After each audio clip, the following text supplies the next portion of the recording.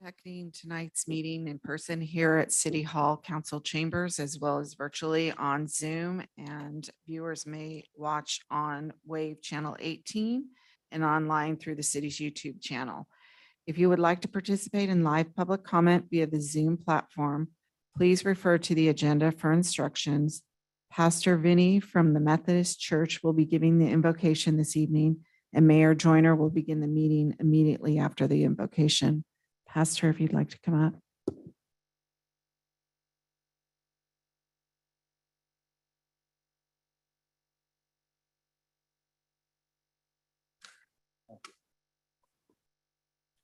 Well, can I invite you all to please bow your heads with me and join me as we start this meeting with a prayer. Gracious God, we thank you for this opportunity to meet. We thank you for each and every one who is here this evening and ask your blessing. You have blessed us with supportive people here in this community who seek the welfare of your people living here in the city of Lincoln. May they continue to model your love by seeking the common good. We ask for your supernatural wisdom as decisions are made. Help us to carefully consider the relevant information that's presented, that's been gathered for this evening. May those sharing information give us pertinent points so we all clearly understand. Help us to be innovative as we seek solutions. Help us to wisely evaluate any options, considering the pros and the cons. Help us to be unified in making the best possible decisions and to effectively carry them out. Thank you for your blessings and freedoms you have granted to us, not only as residents of Lincoln, but as citizens of these United States of America. We thank you most of all for being here in our midst. Let your presence be made known and lead this meeting. We pray all this in Jesus' name. Amen. Appreciate it. All right. Good evening and welcome to the City of Lincoln regular council meeting, Lincoln Redevelopment Successor Agency, Lincoln Public Financing Authority meeting of August 8th, 2023. I'll go ahead and call the meeting to order. Gwen, roll call, please.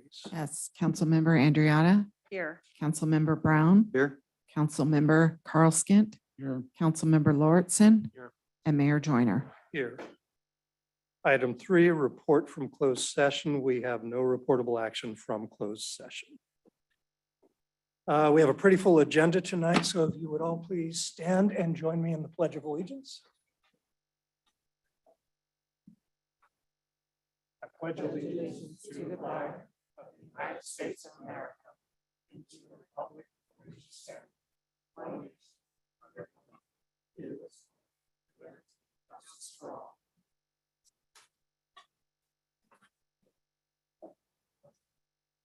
Item 5, agenda modifications. Council have any requested modifications to the agenda?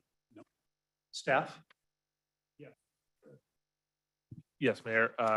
We'd like to have item 8F removed from consent, and the chief would like to provide an update prior to approval. All right. Or consideration. We got it. If there is nothing further, we'll move on to presentations. We have an update on the art sculpture installation that has been put up in Bierman Plaza. Mr. Phillips, are you here? There you are. How are you? I am Jim Phillips. I was here in March to give you a presentation about a sculptural installation in Bierman Plaza. That presentation was successful, I guess, because it was approved and we did proceed. Scott Boynton and I walked the plaza and several other areas of the downtown, and we settled on an area that we were going to use. And do I need to do something here? We'll get you.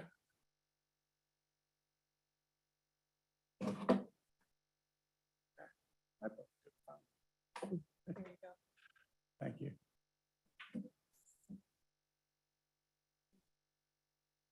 There we go. Oops.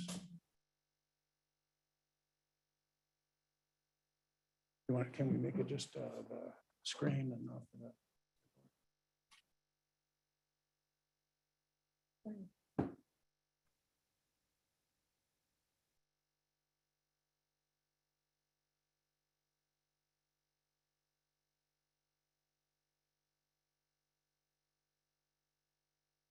You know, it's okay if it's problematic, we can just leave it like that.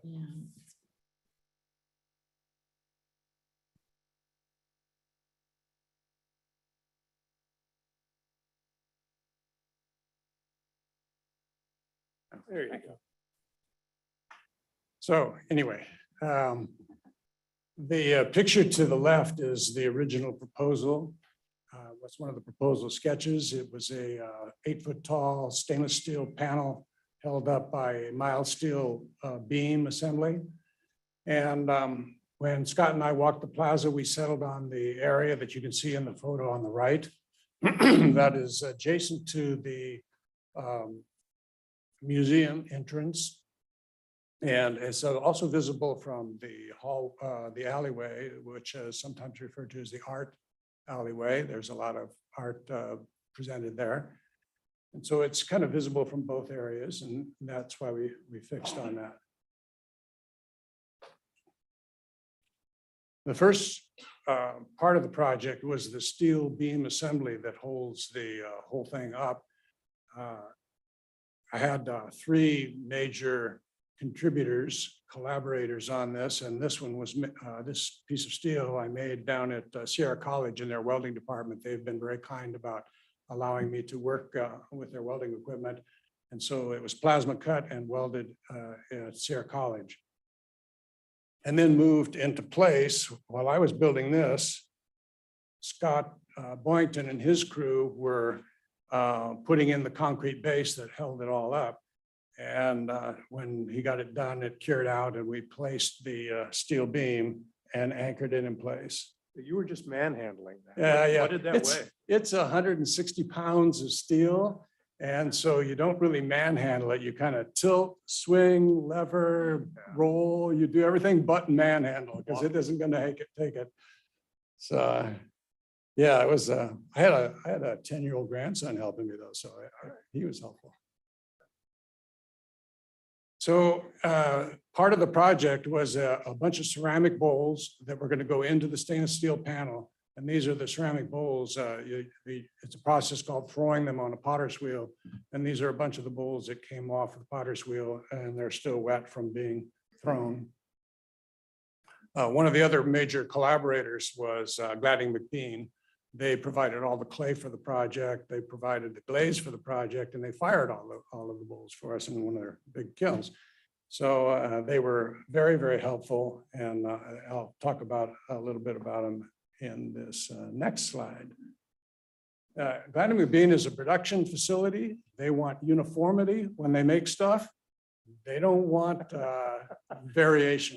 This is not uniformity. This is not what they were, they were, I wouldn't say, they were surprised. Let's just say they were surprised when I started dipping and squirting and slapping and, but we all got into it and I think they had some fun finishing out the glazing for the bowls. And you can see the glazed things, some of the glazed bowls. It took 27 of them to complete the project. And those are some of them. I mentioned a stainless steel panel. The panel is about a little bit over 1/8 of an inch thick. It stands in a slot that was created for it when I welded the beams together, the support beam. And the picture to the left is the bowls sitting all upright. The panel is laying on work tables. So the bowls are all sitting upright facing up. When I actually put them in the sculpture, some of them were turned around. So the concave shapes were facing both directions. And the panel is wire brushed there to give it that kind of luminous look to it. It was heavy too.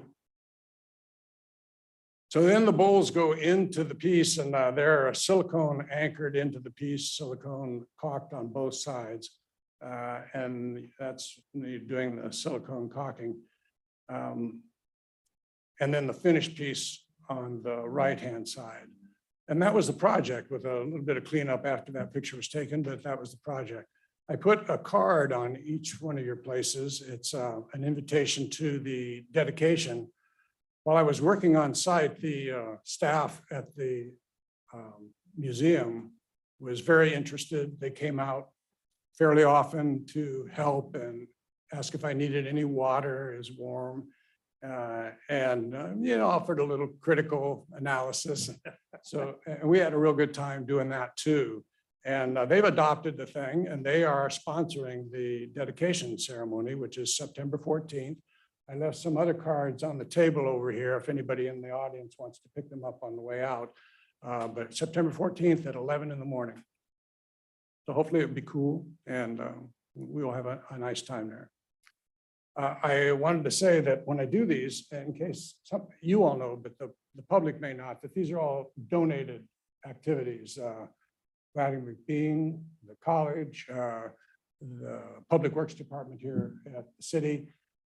All of their effort is donated to get the project done. And I do a little thank you. I think you remember this from last time. This is actually for Scott and his crew again. I'm going to leave this here where somebody hopefully can get it to Scott or his crew. But it just says that Clay, which was the title of the piece, was Clay at the Lincoln Archive Museum, City of Lincoln, Lincoln Area Archive Museum, and James Phillips thank. And this says the City of Lincoln Public Works Department for supporting art in our community. Each one is individually, and when they will go to Shasta or Sierra College. I was a long attendee at Shasta College, so I sometimes say that. Sierra College, Public Works, and Glading McBean. Yeah, if there's any questions, I'd be glad to answer, but I know you've got a really full schedule, so I understand. We do. I don't think we have any questions. For the folks in the audience who don't know, Jim did a piece at the library as well. And on this piece, thought well ahead of those ceramic pieces that could potentially be vandalized and made replacement pieces in advance. Well, we do have some replacement pieces, and also because they're silicone in, if it were vandalized, which is always a possibility, Right. they would be relatively easy to replace. Well, we really appreciate your efforts, a contribution to the art in Bierman Plaza, Bierman Alley, helping us realize that vision for the area. We really appreciate that. Well, everybody that was involved had a good time doing it, Good. so it was fun. Glad to hear that. Thank you The very much. dedication's already on my calendar, so very excited. Thank you. Thank you. Yeah.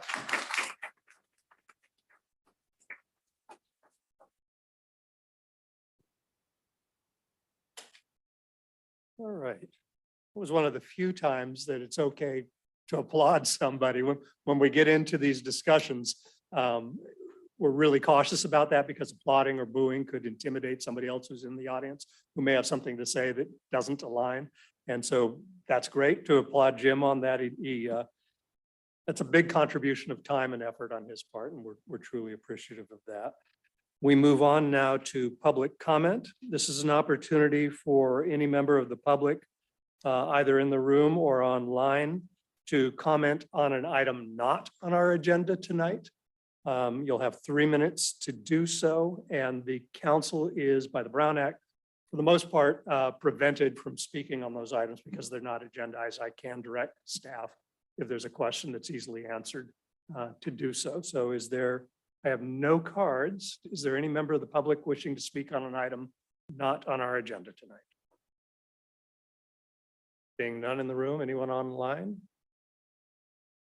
All right. That's unusual. We'll move on then to our consent agenda. Staff has requested that 8F be pulled. Is there any member of the public wishing the council to pull an item for discussion? Okay, none in the room? Anyone? No one online? No one online. I'll accept a motion for the remainder of the consent agenda. Move approval of the remainder of the consent agenda. A second. All right, I have a motion, Carl Skint, a second, Andriata. Roll call, please. Yes, Councilmember Carl Skint, Yes. Councilmember Andriotta. Yes. Councilmember Brown, Yes. Councilmember Lauritsen, Yes. and Mayor Joyner. Yes. We move on to item 8F. Chief? Mayor and Council, thank you for hearing this item. This was pulled from the consent just due to a simple pricing change from the time that this was loaded into the agenda. So this is for the purchase of a 5-year contract for updating our Taser less lethal electronic conducted energy devices. These are devices that we've been utilizing for well over 15 years. Our current inventory of Tasers are at end of life and they're just due to be replaced. The original amount quoted to us was $109,244 over 5 years. The quote expired recently and we had to get it requoted, and they're under a new pricing structure now. So the new price for the 5 years is $123,588, which is $24,350 a year. These funds are within our budget, and we're prepared to move forward on approval. All right. Christine, are we good with that adjustment on the fly here, or do we need to? Yes, bring it back? it's documented All right. and we have the quote and it'll be a part of the record. Any questions from council? No. So I'm curious, Chief, since you pulled it, I had some curiosities along the way. What is the life of a taser? How many do we use? How many do we discharge along the way? Are they, there's a cartridge in them, yes? So if they're discharged, you pop a new cartridge on? Yes, they are replaceable cartridges. The current ones we have, they're a single cartridge, so you get one shot, so one chance to do it. It shoots out the 2 probes. And if you miss, that taser is out of service until you reload a new cartridge. The more modern tasers now have 2 cartridges that give you multiple attempts to be able to subdue an individual. So that's what these Taser 7s are equipped with, and they're just much more reliable, much more modern. The estimated life that Axon quotes for the tasers is about 5 years. And they typically just do 5-year cycles with all of their equipment, whether it be body cameras or tasers. The current inventory we have are at least 5 years. Some are a little bit longer. They will last longer as long as they're maintained. And they all are operational, but with this new, better modern technology, they are safer and they're better for our officers to be able to subdue individuals. Right, okay. Yeah. Go ahead, Dan. One question. Yes. Is it just police nomenclature less legal? Shouldn't it be less than legal? Lethal? That would Now, be lethal- more isn't it grammatically lethal? correct. That's correct. However, Okay. we just, I guess you could say we abbreviated to less lethal. Less than. All Yes. right, thank you. All right. Nothing further from council. Any member of the public wishing to speak on this item? Byron, you're number 2. Yes, sir.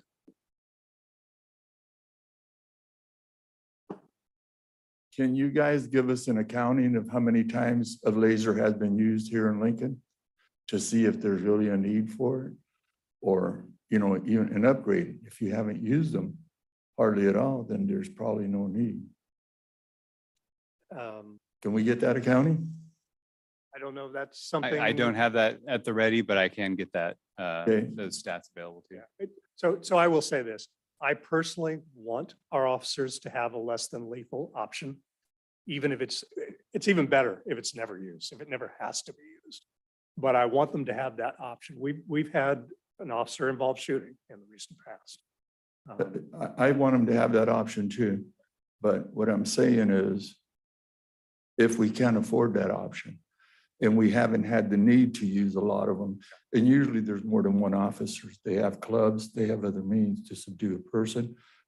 Here in front of McDonald's, the guy didn't even use a laser, shot a guy from here to over there because he had a guy knife that long. And you guys let him get away with it. So I don't know.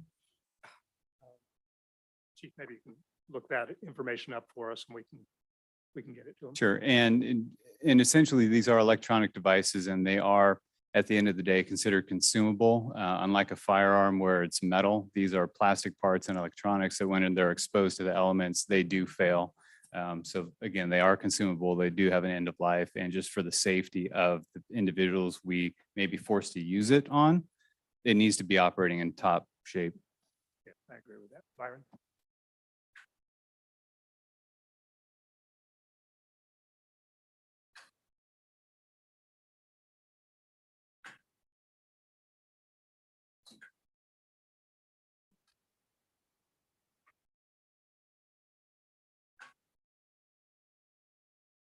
Mr. Mayor, council members, city staff, wonderful house here we have tonight. I like to see that every meeting.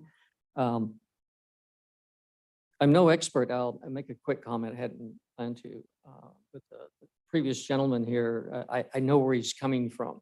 An example that someone shared with me years ago kind of made that really clear to me. It literally had to do with a safety program. This place had various problems, various issues over time. And so they implemented a just overload, if you will, of everybody to cover everything and a program to follow that up and so on. So at the end of the program, at the course of the year, they put all the tallies together versus the previous year. How well did we do? And the issue was, wow, we cut that by 50%. The following year, they did another study just to see how well they were effective. Long story short, about 5 years down the road, they were extremely effective. The training was going on, everybody was on board. And then the question finally came in the 6th or 7th year was, how are we doing? And they're going, well, nobody, we haven't had an accident. We gave out awards. And so further on down the road, people forgot about that. And then somebody came up and said, so why are we spending the money on that kind of safety program and that safety program? We haven't had an accident in 5 years. The problem with that is you can't tell how many things that were avoided. And that's the hard target number. So I'm not saying I know anybody's business, but from that example helped kind of make me figure out when it's not palatable, it's really difficult, but if you can comply it to something, then maybe it works. For me, when I talk about less lethal, if a person has a pacemaker and they get hit with one of these, do we know the end result of that, or have we had any scenarios? Has anybody had any experience knowing whether that has or hasn't happened? I personally would be interested to know, not that I'm doing anything illegal, but the very first thing I would be doing in an event like that would be throwing my hands up and going, please don't hurt me, I have a pacemaker. So I've never really had to think about it before until tonight. So that's it. Thank you. Mr. Chapman, appreciate it. Anyone else? How about online, Gwen? Sorry. No hands are raised, Mayor. Right. And we'll bring it back up here for any final comments or a motion. Oh, I move approval of item 8F. Second. Motion Andriotta, second Carl Skip. Gwen, roll call. Yes. Councilmember Andriotta, Yes. Councilmember Carl Skint, Yep. Councilmember Brown, Yes. Councilmember Lauritsen, Yes. and Mayor Joyner. Yes. That completes our consent agenda. We move on to public hearings. Item 9A, conduct a public hearing and adopt resolution 2023-144, approving changes to the City of Lincoln master fee schedule.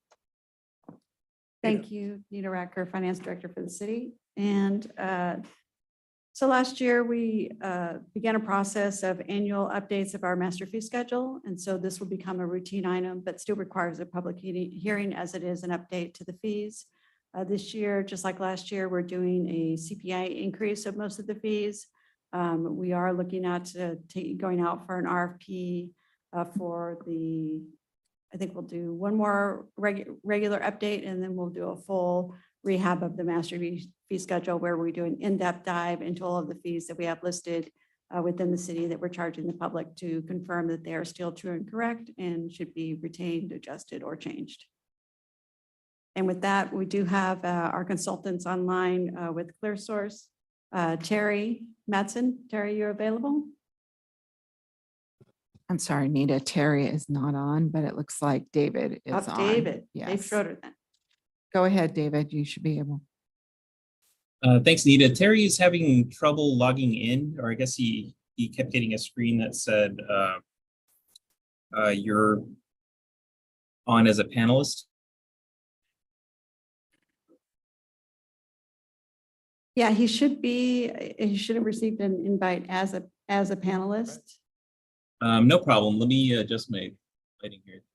Go ahead and get started. I'll go ahead and start the presentation on his behalf. So do I have access to share my screen? Yes. Okay, very good.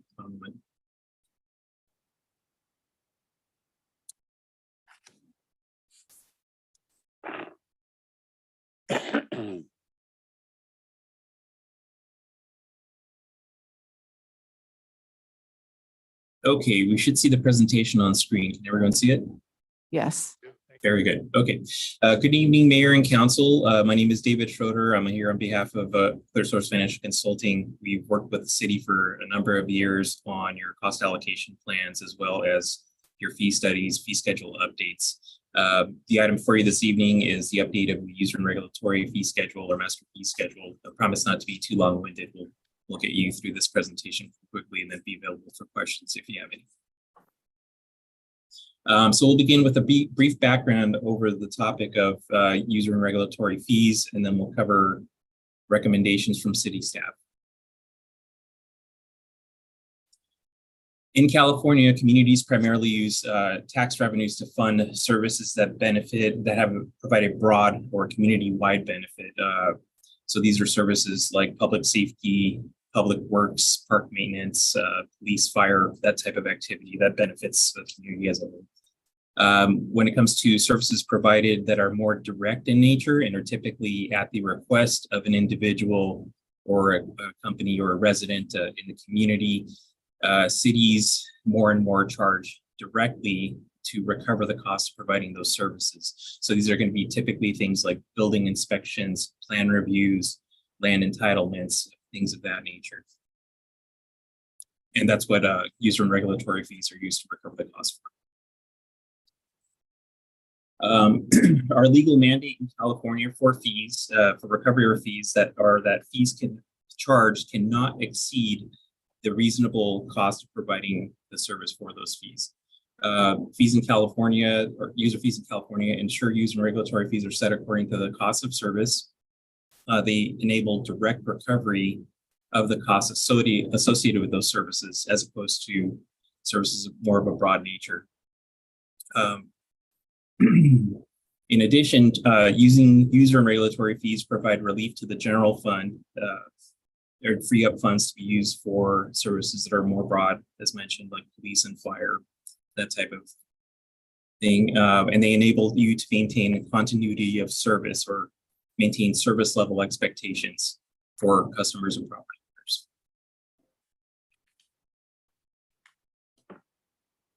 owners. As a reminder to City Council, this update does not examine taxes or assessments, impact fees that are used to mitigate development costs for development projects, utility rates, fines, non-development related fees like recreation, licensing, permitting. The city maintains a master fee schedule for various city services, as previously described. Fees are typically updated periodically. Normally, comprehensive fee studies are done about every 3 to 5 years. And in the interim of those comprehensive fee studies, the City Council has authorized an inflationary adjustment to the fee schedule. So this will apply to most fees that you see in the fee schedule. The city applied a 3.21% inflationary adjustment to the fee schedule last year, along with including some discrete changes where city staff reviewed certain individual services and wanted to update those and perform the cost of service to determine the appropriate amounts to charge for those. Fee schedules are not meant to be static. These are items and services that the city reviews periodically from year to year. They can be refined as needed to reflect changes in operations, changes in costs, changes in staffing, and to just make sure that there's a direct relationship between the amounts charged and the cost to the city for providing those services.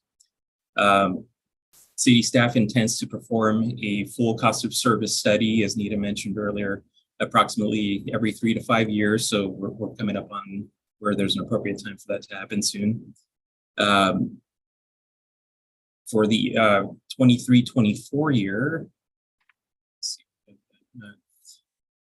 we're submitting a CPI adjustment. No other changes are proposed beyond that CPI adjustment. The existing fee schedule or the existing fee resolution authorizes an annual inflationary adjustment. So we're bringing this before council as a reminder that this has previously been approved. Annual inflationary adjustments also help to avoid fee spikes when updating the schedules. If you were to only perform a comprehensive fee study and adjust fees every 5 to 10 years or so, you would see these drastic increases to fees rather than a gradual increase. So it does also help the fee payers with just estimating costs, not expecting any unexpected large jumps in costs. For fiscal year 23-24, staff's recommending an increase of 5.6%. This represents the most recent annual change in regional CPI. Beyond this, other discrete changes are proposed to enhance fee schedule clarity and to align to the cost for providing services that those fees cover. And for that, cost of service was also provided. So we reviewed with staff the individual services, valued the staff's time, and determined how long those services will take to cost, representing your legal ceiling of what you can charge for those fees. The intent of the adjustments to these fees are to reflect gradual increases in cost due to, increases in costs over the year due to inflation. That's the point of the inflationary adjustment. Also recalibrate the fees to offset existing expenditures rather than using other sources of funds to provide recovery for those services. Typically, if you aren't recovering the full cost to provide the services, you're funding through a subsidy, typically from the city's general fund.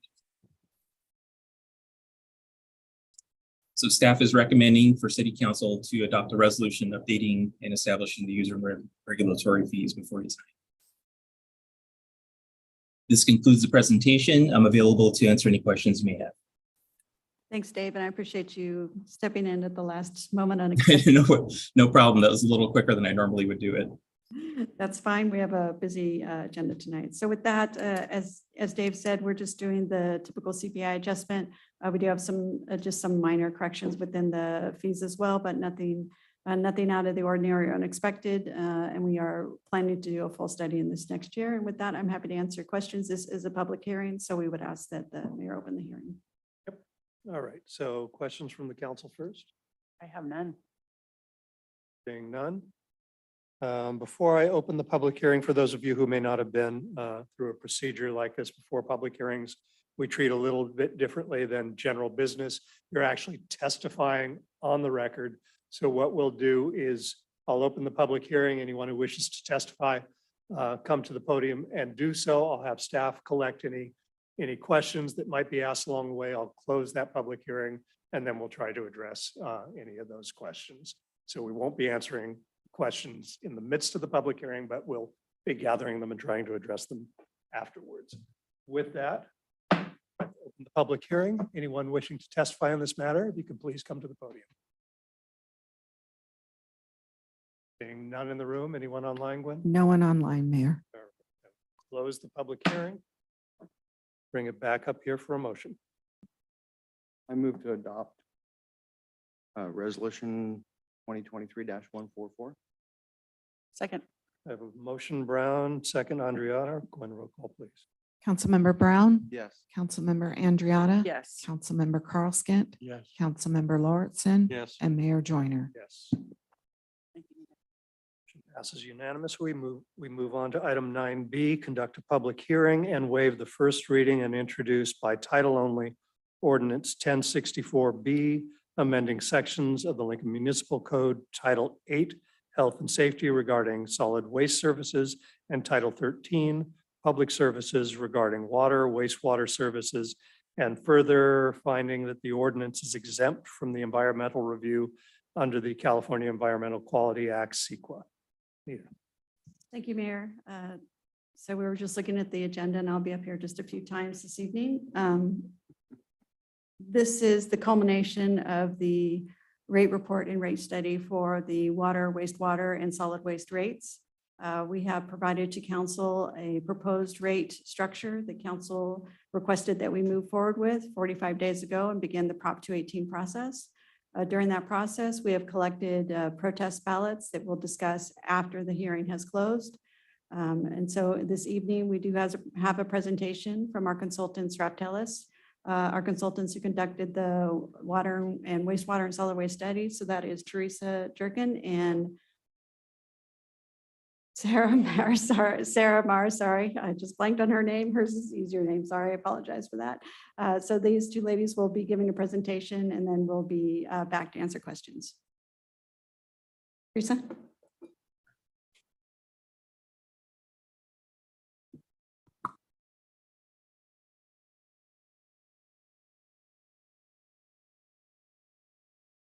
I'll just ask IT if they can, there we go, bring the presentation up. Thank you.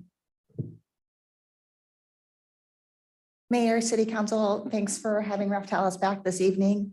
I'm Teresa Jurtich. I was the project manager and the water and wastewater rate study lead. This is my colleague, Sarah Neely. She conducted the solid waste study under the direction of Terry Bovary, who is available online. So as a refresher, the key steps, and these are the key steps that we followed in conducting the rate study for the city of Lincoln. And we're at the final stage here with the notice to the city customers in today's public hearing. So we went through a financial planning process, then developed the cost of service based rates, reviewed the documentation for that study, and then issued the Prop 218 and public hearing this evening. The project started in September of 2020, and from October to June, we had numerous meetings with the city staff to go over inputs and assumptions, to develop financial plans, review the cost of service assumptions, and develop rate alternatives. We had a meeting with the finance committee to go over those financial plan scenarios, and then for community meetings, public outreach meetings were held to discuss broadly rates 101 and rate setting in California, as well as the kind of current financial position of the water, wastewater, and solid waste utilities. Then on June 13th, we presented to you some options for financial plans and associated rate studies or resulting rate schedules based on those financial plans, and then moved forward with the Prop 218 and the final reports based on your directions and recommendations from that meeting. And then another community meeting was held at the end of July, and now we're at the public hearing. The major factors that we considered in the rate study included inflationary assumptions, growth in demand, the O&M budgets, capital improvement plans, the existing debt for the enterprises, and as well as cash financing of future capital and the reserve targets, all starting from the current state of each of those enterprises. So the results of those studies on the water side, this is the fixed monthly charge that's being proposed. You can see the current charge there in the first column of dollar figures. The proposed charge for October 23 incorporates the overall revenue adjustment that's required, as well as any adjustments due to the cost of service analysis. And then the subsequent years are the annualized increase from those rates. So this one would be 3% per year thereafter. Similar information here for the monthly CIP component and the usage rates. We did a bill impact, so you can see the change in bills from fiscal year 23 to fiscal year 24 at various levels of usage for your single family customers on a 3/4 inch meter. The 8, 10.7, 14, and 22 are the different amounts of usage for a particular monthly bill. And then we did a neighborhood comparison. So you can see the fiscal year 23 rates were below the neighboring areas. And when we rank by fiscal year 24 proposed and enacted rates for the various agencies, you can see that the city of Lincoln kind of falls in the middle sector there with the proposed adjustments. And then on the wastewater enterprise side, we are looking at just the collection system since LISWA took over operating the regional treatment in December of last year. So we have a fixed charge for residential dwelling unit, and then a usage charge for non-residential customers and for the parks, subject to a minimum charge that's equal to the residential charge for one equivalent dwelling unit. And then for reference, we also show on this schedule what the LISWA treatment fixed charge is. So the bills will show both the collection charge and the pass-through of the LISWA treatment charge. And this is a comparison for a single-family residential customer. You can see the current charge there. And then the proposed charge for collection, and then the Listwa treatment on top of that. And then again, a comparison with neighboring communities. And again, based on the fiscal year 24 proposed rates, kind of falling in the middle, upper middle section compared to neighboring areas. And I'll hand it to Sarah to talk about solid waste. Thank you, Teresa. On the solid waste side, we followed the same process as water and wastewater on the cost of service study. Apologize for that. The slide on the screen shows the results for our single-family residential customers, and this is a charge per month. We were recommending that while rates haven't been increased since 2017, that we were recommending 13% for the first 3 years, and is followed by 3% thereafter for our forecast period. The single family one cart customers are charged $26, and we're recommending starting in October of 2023 that they're now charged $29.36. As well as our additional carts go from $16.11 to $16.38. The results for our non-residential customers, and this is a monthly charge. These are for our carts and our bins, that it follows the same process. We broke it apart on the slide where it shows our carts versus the bins with the 3-yard bins per pickup. And it breaks down the cost for, again, $31.23 for a 195-gallon customer cart for a non-residential customer. And again, these haven't been raised since 2017. Our last slide, as far as the results, is for our non-residential, our compactors. And we worked with city staff on making adjustments for the cost of service for compactors based on the level of service and waste generation. And so following the same process for a 2-yard compactor, $26.27, raised October 1st of 2023 to $34.88. Additional consideration was given to containers and the compactors that are additional service level hours, like for weekend or after hours services provided. And these charges are by pickup versus the non-residential carts and bins, as well as the single family residential, were a monthly fee. A neighboring comparison on solid waste for Lincoln. You can see that on the bottom of the chart, that the existing rate for a single family cart at $26 was the lowest in the area. And even with our proposed rates for fiscal year 2024, that Lincoln is still the lowest charge across its neighboring communities. And the fee that's taking into consideration in this chart accounts for refuse, recycling, and green waste. And the level of service for Lincoln in comparison to its neighboring communities is fairly comparable with weekly refuse service and biweekly green waste. And so again, it's that they're the lowest and will continue to be for fiscal year 2024. Sarah? And then to wrap up, this is a neighboring comparison looking across all 3 utilities. We have less here because these are the communities that provide all 3 services, so we could do a better comparison to them. And you can see that with the adjustments, Lincoln would kind of move into the upper middle of the pack, very, very similar to Rockland, so kind of on par with your neighbors. Thank you very much. Thank you, ladies. So I know that this is the main event and that we have a lot of people who want to make comment during the public hearing. So I just have a couple of brief things to say. We have gotten a lot of questions regarding these rates and the rate increases. The increases are quite high for water and wastewater, as has displayed in this presentation.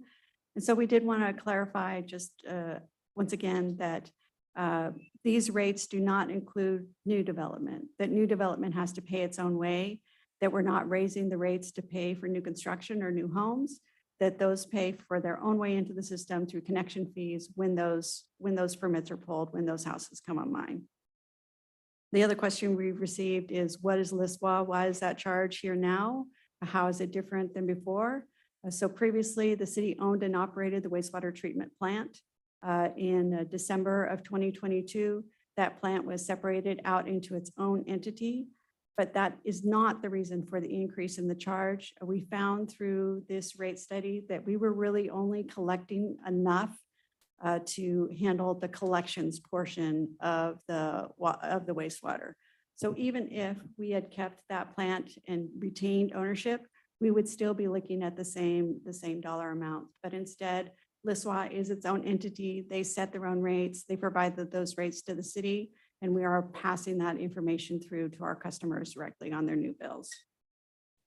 The rate models were reviewed. There are hundreds of hours in these rate models by Raftellus and by city staff. They've been reviewed meticulously. There's been an audit of all of the accounts within the city. They were also reviewed by a third party, independent third party, for validity and consistency to ensure that the models were sound and true. And then we have gotten some question about showing comparator cities. Showing comparator cities is challenging because it's really hard to find a city that is truly apples to apples, that provides all the same services in all the same ways. But we didn't set the rates in order to be in the middle of the pack. We did a very detailed analysis of the current operations, of the infrastructure needs, of the existing debts, of the pending legislation and current legislation that affects some of our utilities. That was the information that was used to develop these rates. It's not simply, let's look at other cities and see what we can charge. It is a true detailed analysis of the need in order to operate these funds in a sustainable manner. The funds have been operating at a deficit status for numerous years. And so these rates, this large true up puts these rates back onto a good financial standing and allows us to move forward with regular rate increases at a consistent rate from here forward.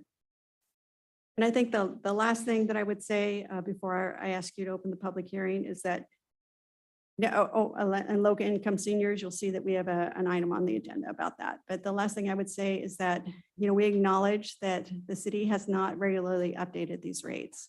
And if there was a way that we could go back in time and fix that, we would. But there ends it. And so we are in this position now of having to ask for this large course correction in order to get these funds back on their feet. And that is the reason for the large increase and the only reason.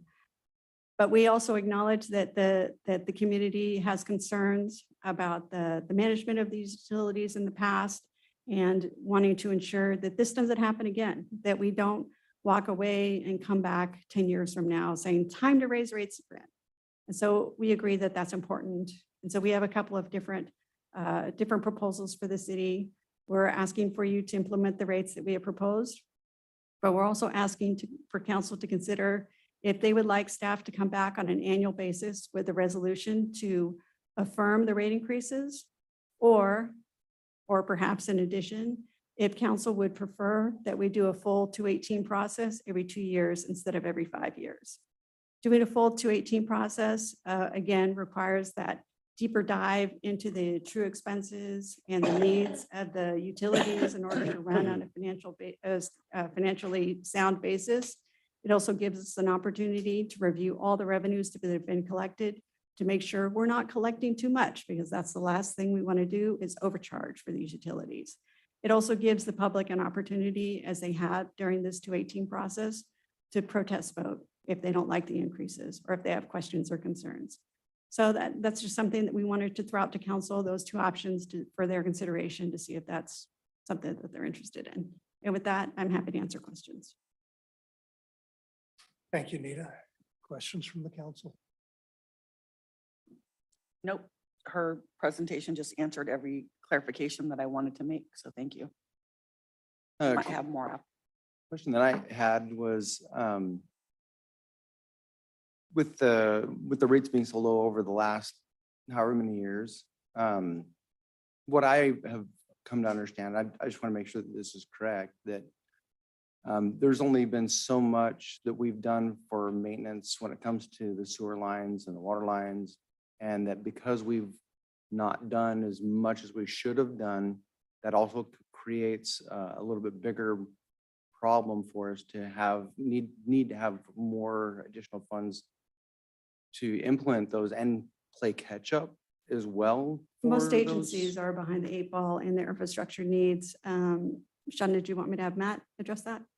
Well, just more broadly, I think what I'd say is that the utility, one of the routine questions we get, depending on where people live, some folks have called and talked to me and said, well, you know, Sean, I just moved into this new neighborhood in 12 Bridges and we should have brand new sewer and water lines. And so I don't really see why we need to be investing or saving for infrastructure replacement.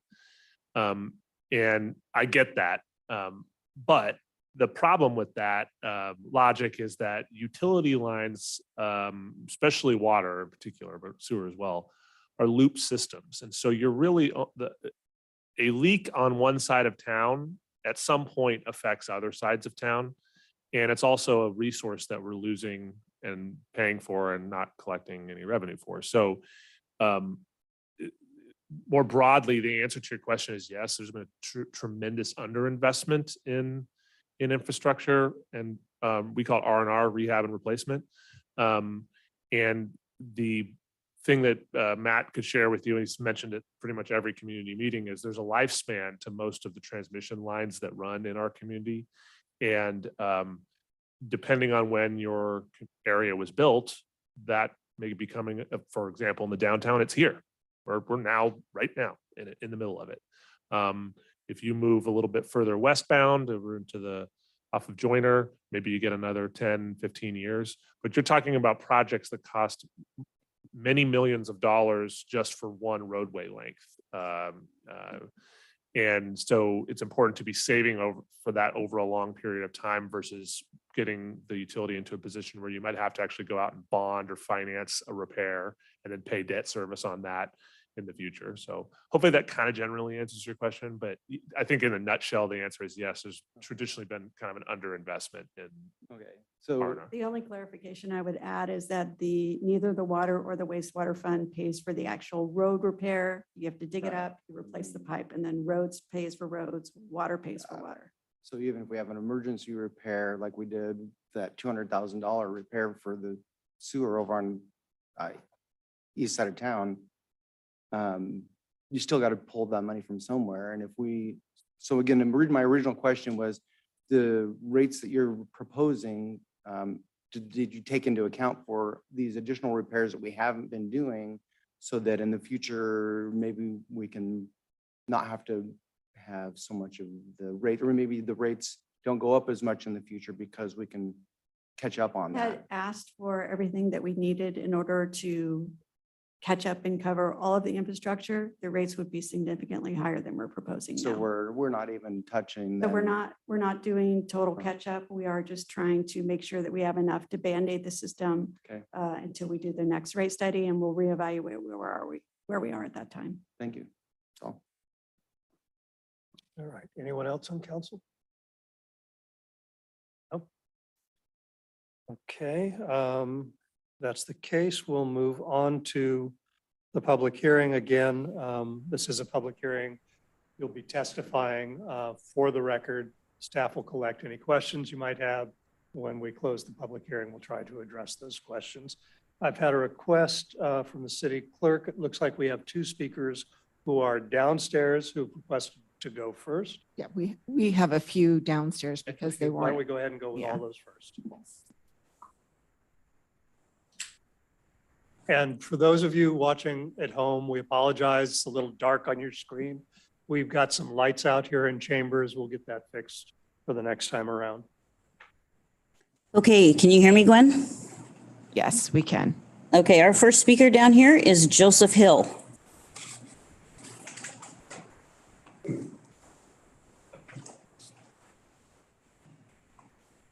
Where am I speaking? I'm sorry, right there. And Gwen, we have no video, Do we need video? not necessarily. You can go ahead and speak. Yeah. We can see you. Okay. Oh, wonderful. Wherever that is. Oh, right here. Here we go. Okay, so sorry, new to the residency.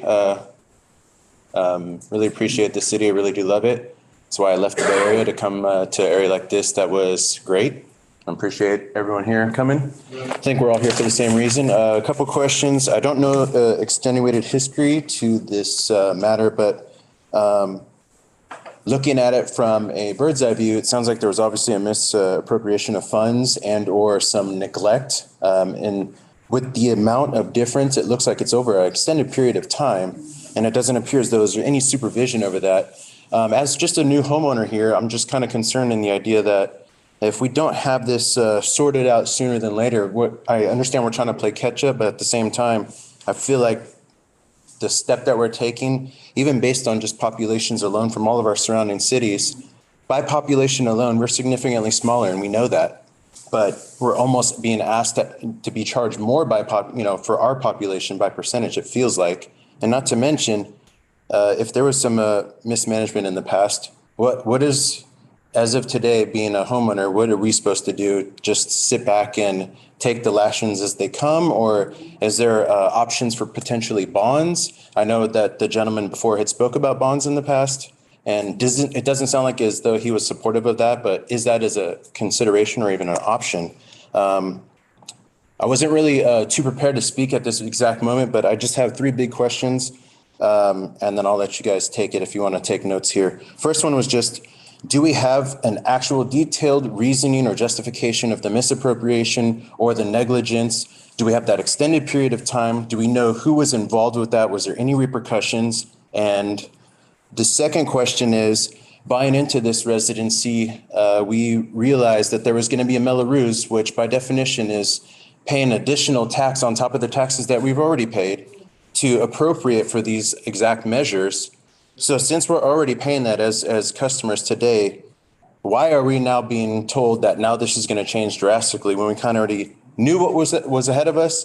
And going forward, I understand we're going to be able to, go with the tier system as we grow. We all know we will be paying more. Everyone knows that, just not to this extent. Last is going to be kind of going on that possibility of the use of bonds, because I feel like an aggressive inflation on us immediately versus what are all our other options? Have these been discussed? Do any of these individuals that are at the table today, are we all on the same page? Or are we, you know what I mean? I'm just trying to understand as a homeowner here. But those are my 3 main questions, and thank you. Thank you, Mr. Hill. I did not officially open the public hearing, did I? Let's consider, did I? All right. Who's next? Okay, our next speaker is Jim Arnold.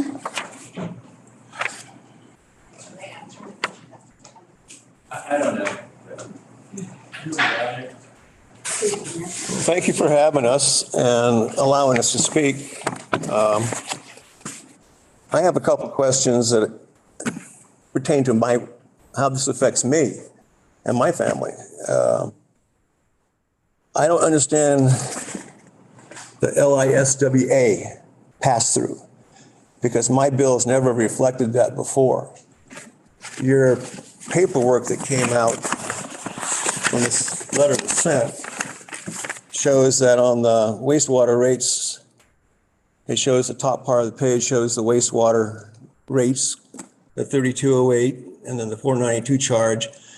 The next section below says the current is 2279. Well, I don't have a 2279 bill.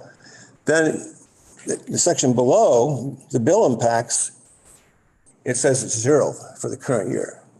So I don't know how it doesn't jihad to me too so well.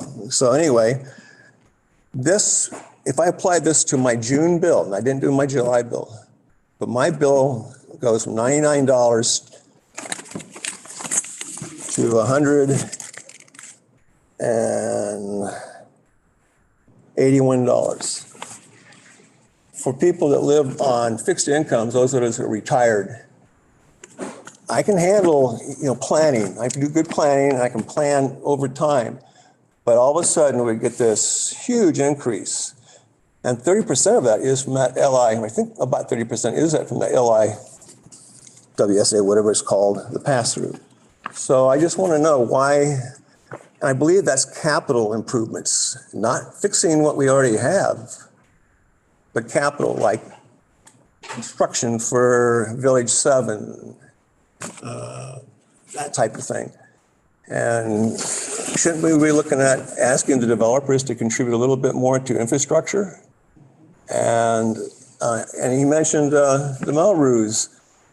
Melrose subsidizes, I don't pay Melrose where I live, but I do understand that Melrose subsidizes a lot of programs that we have in our parks through all the district. And I don't think people who pay Melrose should be paying anything. Oh, we lost you, Mr. Arnold. Okay. Okay, our next speaker is Andrew Davis.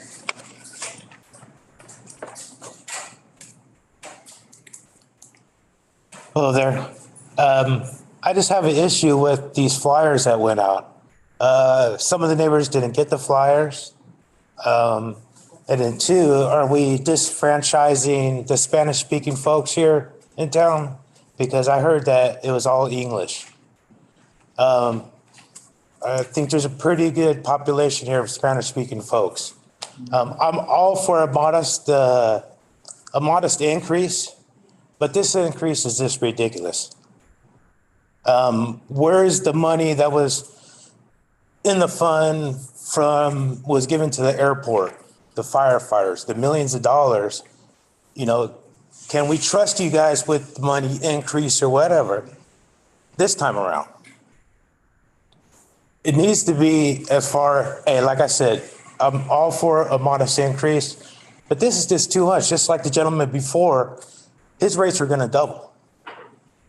You know, and it should be, in the gentleman before that, a bond, a measure, or something that people can vote on. Not some flyer or whatever that, let's hope it gets to the House or whatever. I mean, I almost discarded it as junk mail. And I'm sure most of the city residents of Lincoln disregarded that flyer. Then that's it, sir. Thank you. Thank you, Mr. Davis. Okay, our next speaker is Mary Ann.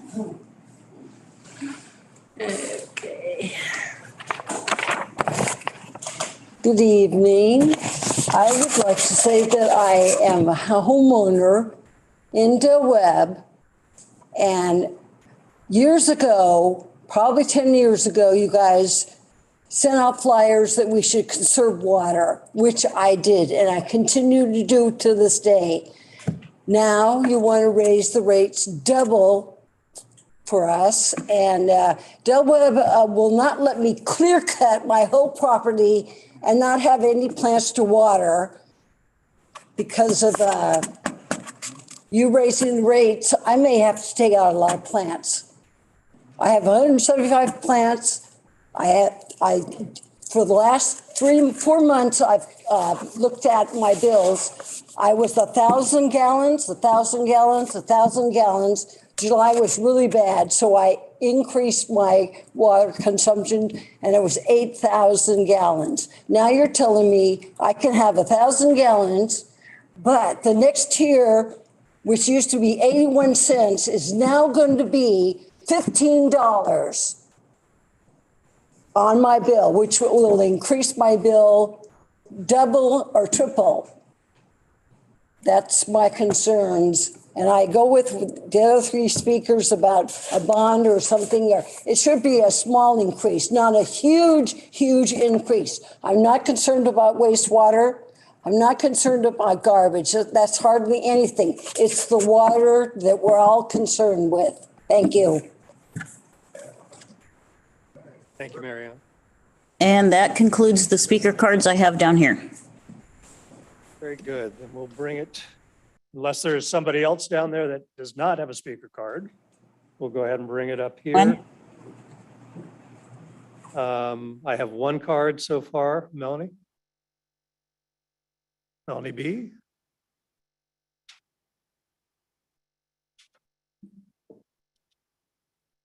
Well, good evening, council. It's been a while. I'd like to read your mission statement for you, just as a reminder to everyone here, and maybe if none of you have read it lately, to provide the highest level of service responsive to our community's expectations to enhance the quality of life and economic vitality here in our city. I think we've heard some testimony. We have some cards here. We certainly have a full house here of people who might have some concerns about their water rates doubling or more. This reminds me of a children's show, maybe some of you are familiar with, called Robin Hood, where the wolf sheriff comes in and steals the good people's money in town. Seems a little familiar, okay? I don't know why we have a Prop 218 process that's not allowing more than basically one-sided input from residents with no accountability from our council to respond. I don't know why some leaders up here have been here for 14 plus years and didn't see this coming until we got a new city manager here, when we all of a sudden realized this needed to be taken care of. Shame on you. Your name is tainted and you are on notice.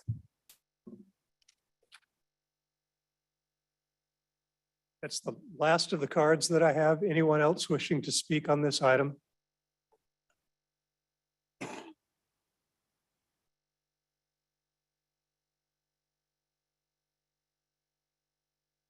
You guys blame the mismanagement of other councils, prior councils.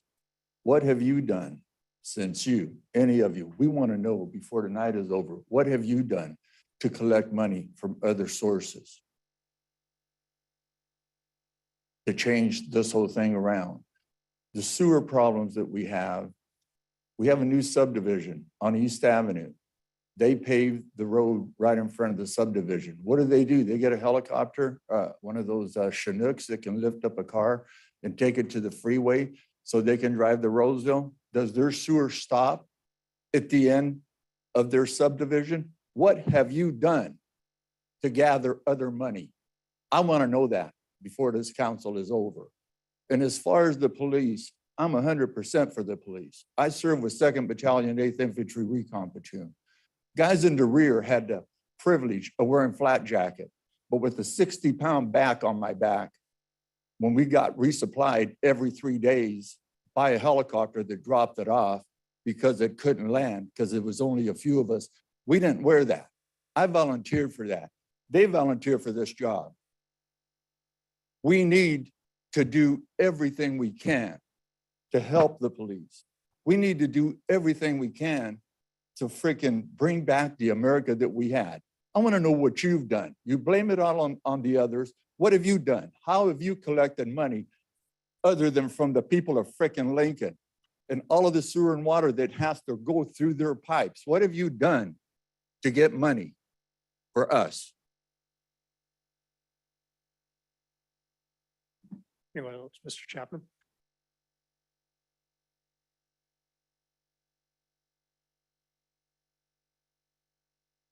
If you want to line up, if you wanted to come up and line up, that would be all right. Okay.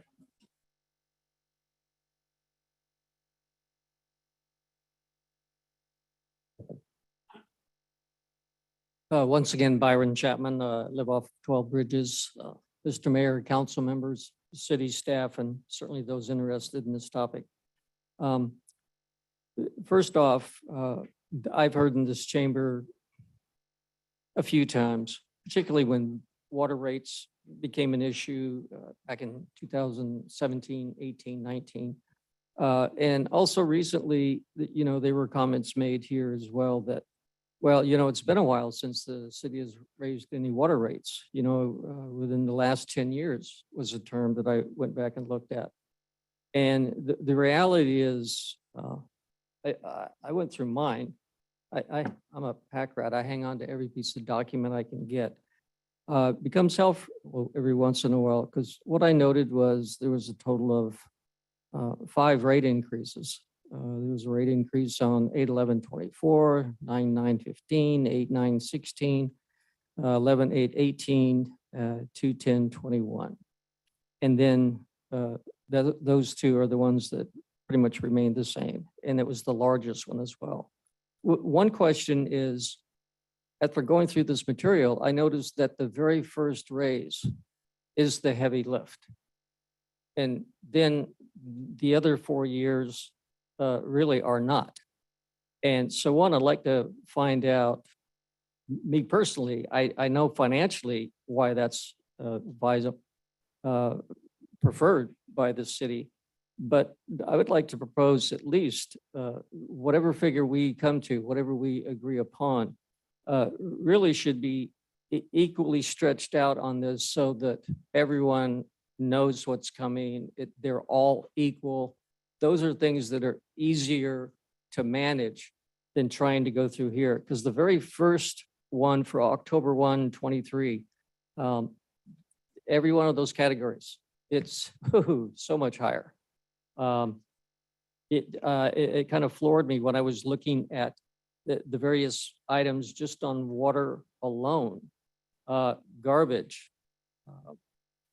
the percentages very quickly, and then I'll end this. Water will go for the entire program for the 5 years. It will raise by 35%. The 3/4, if that's what you're using, will increase by 37.75%. The water component will raise by 94.2%, only because, for example, it's at 81 cents and will jump to 13.44. Then you have the garbage, which will eventually run up to 11.48 for a grand total of 24.75% over the lifetime of that first. So whatever we come up with and however that turns out to be, I don't see any other reason, whatever we come up with, 5 years, you know what you're getting. That's the way it works. Thank you. Thank you, Mr. Chapman. When the on-screen counter and your timer were not in sync. Yes, sir.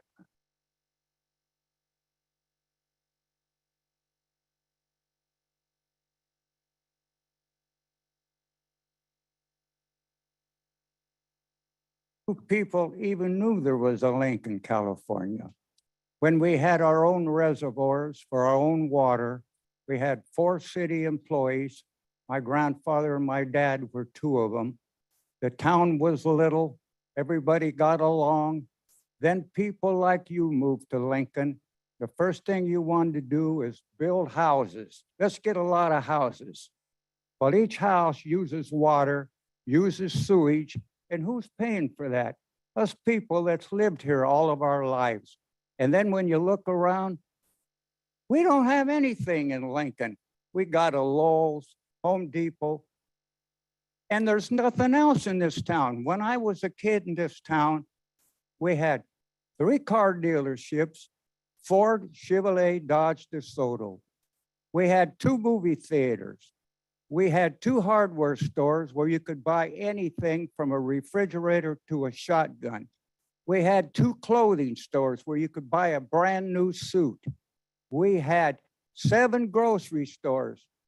4 of them had meat markets. We had 7 bars. On weekends, 4 of them had live music. Lincoln had about 3,000 people. We had train station. You could take a train to Sacramento. We had bakeries. We had a roller rink. We had 2 movie theaters. We had a lot of things. We don't have nothing here now. Nothing. You're building houses upon houses that all use this stuff, and we're here to suffer. Your planning commission in this town has sucked from day one. Look at Rockland. Rockland used to be a dump compared to Lincoln years ago. Look at Rockland. They planned that city very, very well. But you guys come in here because this was a nice little town.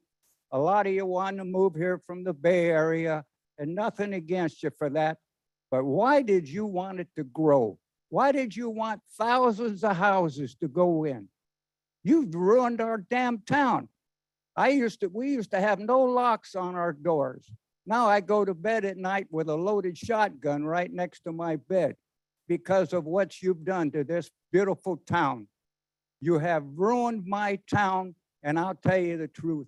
It's councils like you and the past councils that have really screwed up this town. I could really get into some people that have really benefited from this town, that's really got stuff. I won't go that route, but you know what I'm talking about. One of you knows.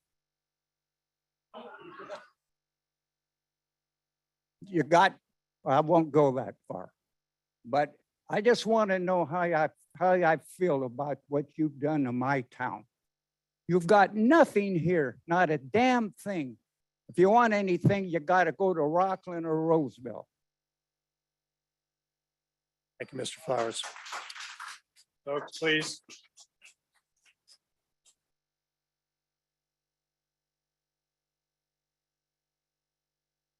Yeah, so folks, one of my council members is hearing discussion in the back of the room that's making it difficult for us to hear. So if you could keep that down, we'd really appreciate it. First off, I'd like to say I completely understand that rates have to increase to keep up with infrastructure, to ensure that we're safe, to ensure that we're in compliance with the legal requirements of California. I completely understand that. But my pause for concern when I was looking at this, and then from the comments that I also heard, so this increase when it comes to our wastewater, the comment I heard was that we were really only covering the costs of our collections. And if we haven't raised rates in 13 years, how did we let this go for so long to have our treatment side not being taken care of? That's a great concern as to how we're managing our facilities. And I almost feel like the buck is being passed on to the ratepayers, because the people that we have entrusted to use the funds responsibly and to make sure that the facilities are running the way they should have let us down. And all of a sudden, we're caught basically picking up the pieces and paying a lot of money for it. And it's concerning. Also, the CIP going from 81 cents. I did read and I do understand that apparently there were funds before and that's been expended at this point. So that's why it has to go up. But that's an extreme amount.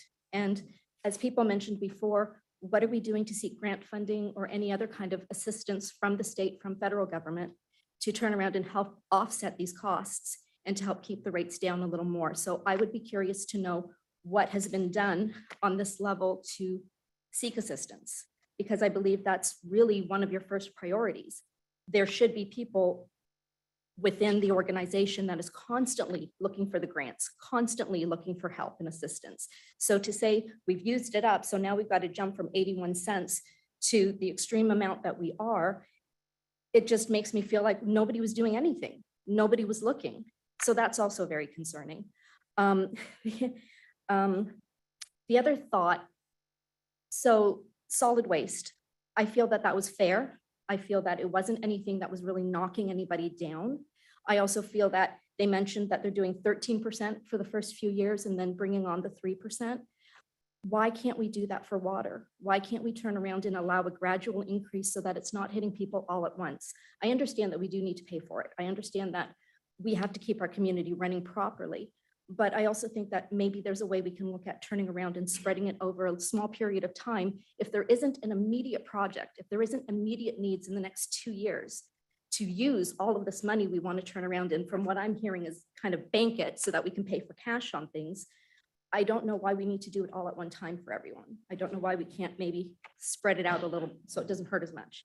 You'll still get there, just not in the first year.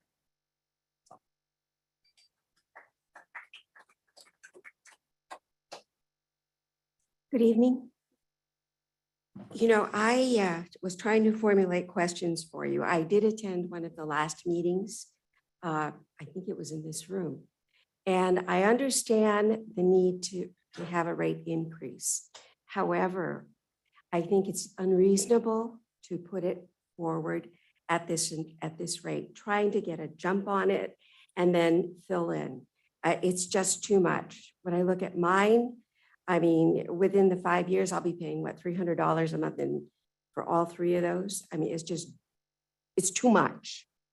In that first slide or first presentation, what they recommended was I think it was a 3.12 fee increase every 3 to 5 years. This is nowhere near that. I mean, it's overwhelming. And I am retired. However, and I'm on a fixed income. However, I don't fit into that category for the low-income seniors. So for me, when I think it was mentioned, oh, we have a special program for, I don't fit that. I make a little more than that category, but it still impacts me significantly. So I would like you to look at it as a whole.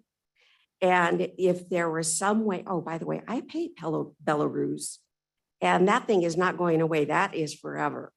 I thought it had a short lifespan. It does not. So with the growth demand, you've got 5,000 new homes coming at the end of Ferrari Road. I know that has already begun. And I understand from that meeting that they do not, they're not part of this. They're not the reason for the increase. However, we have to keep in mind that you have all those homes coming on and they are donating, they are going to be paying. The developers are paying a percentage. They're paying for the connection to get them started into the system, but they're nowhere around to pay for maintenance or repairs. So there's going to be more maintenance, more repairs needed down the road. My biggest concern is we need the services, but you got to scale it back. It really is unreasonable. Thank you.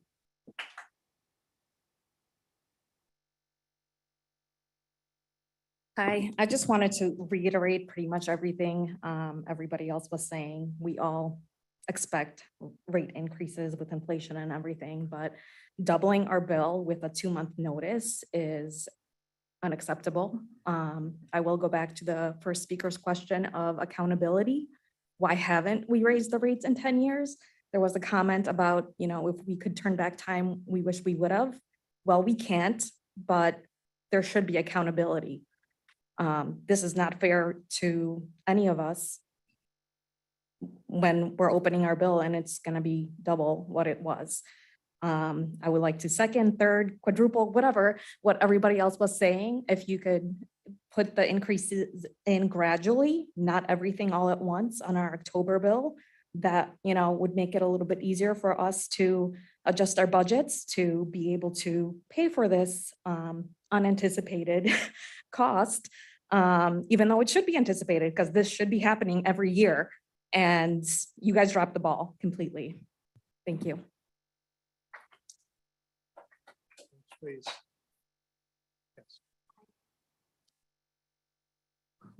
Sorry. So I didn't even know about this. Like you said, it looked like junk mail until my son-in-law called to tell us about this rate increase. So you could have done better to go and let the public know about it.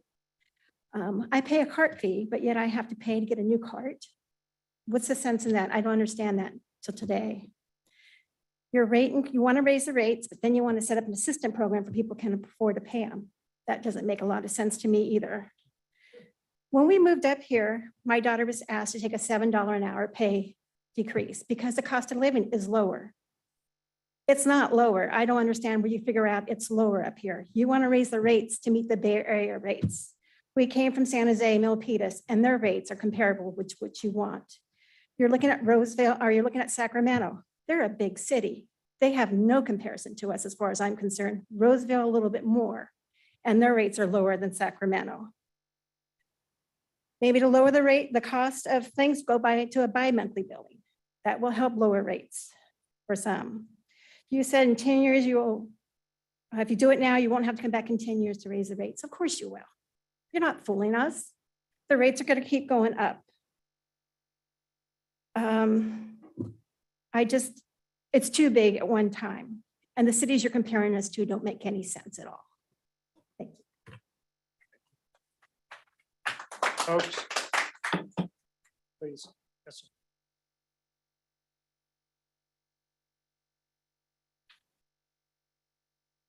First of all, I want to thank Bobby for his comments and the haircuts you used to give me. Huh?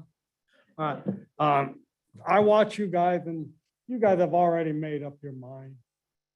I've just got one question. Do you guys ever drive around this part of Lincoln? You've built all these other little towns around. Lincoln's dying. Real Lincoln is dying. It's a desert out there. Do you think they're doing it because of a drought? They're doing it because they can't afford it. You guys are, what, it's gonna be one shower a week for this part of town?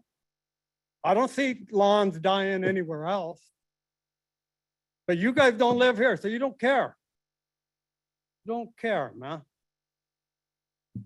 Other than that, have a good day, man.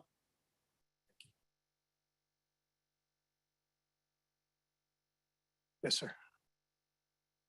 Hi, Ken Cheshire, recently moved here. I know your rates haven't gone up in a while, but I didn't benefit from that. People before me did. So, Folks, anyway, please. I'm sorry.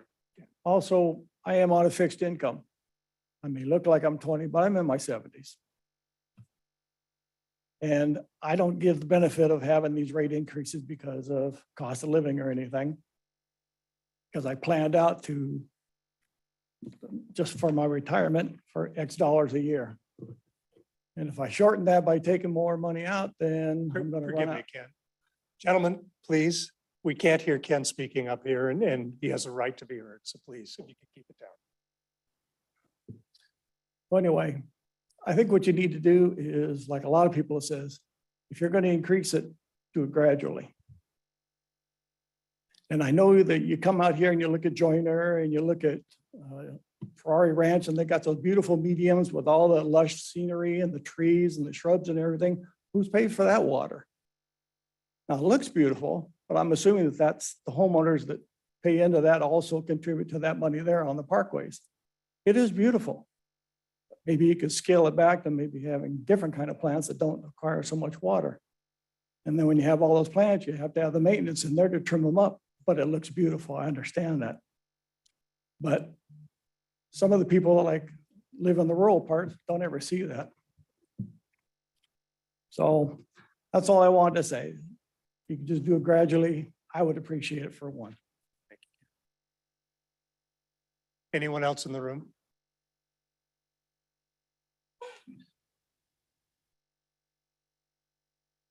Good evening. I am a Lincoln resident and property owner. I am opposed to and have serious concerns about how, why, and when Lincoln residents are being asked to approve dramatic rate increases based on statements presented on the city's website or in the hearing notice pamphlet. Compared to current rates starting in October, we are being asked to pay a 60% increase for a 3/4 inch meter, a 55% increase per 1,000 gallons used, and a 1,760% increase for the CIP component. To give real life perspective to these numbers, my total water billing in 2022 with the usage of 65,000 gallons was $362.88. If the proposed rates were applied, my yearly cost would be $731.48, an increase of 101% or double. Many of us are struggling with inflation as it is, cutting back at the grocery store and combining trips in the car. So extra charges do make a difference. These are substantial proposed cost increases for the meter and CIP component alone. Just to have service to a residence is increasing by 234%. I have cut water usage by 60% compared to the previous property owner with increased areas of xeriscaping, replaced plantings with water-wise drought-tolerant plants, and use drip system for targeted watering. And still, these rate increases would be significant. I don't have much more I could do to cut water costs. Many factors are being stated as the cause for the increase, and I want to know what percentage is attributable to environmental and regulatory compliance? What percentage is attributable to labor? While I want everyone to have a good job, I don't support rising benefit costs just being passed on to ratepayers blanketedly. If the other funding source that was in place for the CIP component, why was that cost gap not planned for and addressed sooner? If there is so much deferred maintenance that water and sewer will be bankrupt, and if the infrastructure of the water, wastewater, and solid waste utilities has been historically underfunded, I want to know, are all parties who are responsible for this status completely severed from current leadership and any decision-making position? Why should we have confidence in the assertion that these proposed dramatic rate increases are based on sound and necessary requirements rather than overcompensating for past unqualified and irresponsible decisions? Where I come from, we must balance our budgets with what we have, come up with creative solutions or cut back. Asking me to pay 101% more for water when inflation in the past 10 years is only 30% doesn't work. If the wrong people were in important positions for far too long, your hand shouldn't just be out saying, pay for past mistakes. As the ratepayers, the city is accountable to us, and you need to think outside the box to find answers. Thank you. Anyone else wishing to speak? Yes. Hello, my name is Stacy Casada, and I am a homeowner here in Lincoln as well as a small business owner. I run a family childcare license out of my home, and I serve all Lincoln residents in my facility. This increase really hurts not just my income, but it also, because I also have to budget, because I moved from the Bay Area. I didn't own a home. I was a renter there. We made this choice to move to Lincoln in 2019, and this really hurts financially. I went from making over 200% of my income to about 20% of my income to live in a better community. And for the community to do this to family childcare and all Lincoln residents, it's just wrong. And I urge you, if you're going to make an increase, do it by little increments, not large increments like you're doing. Thank you.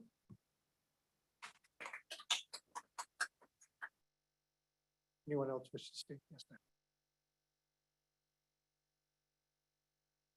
Hi, my name is Bernice Gould. I'm a homeowner here. I've lived in Lincoln less than a year, so I don't know all of the history. There've been a lot of very valid complaints today. My question is what is the detailed plan for how this increase is going to be used? How much is going to salary? What's going to repairs? When are they going to be done? Where are they going to be done? So that there can be accountability going forward.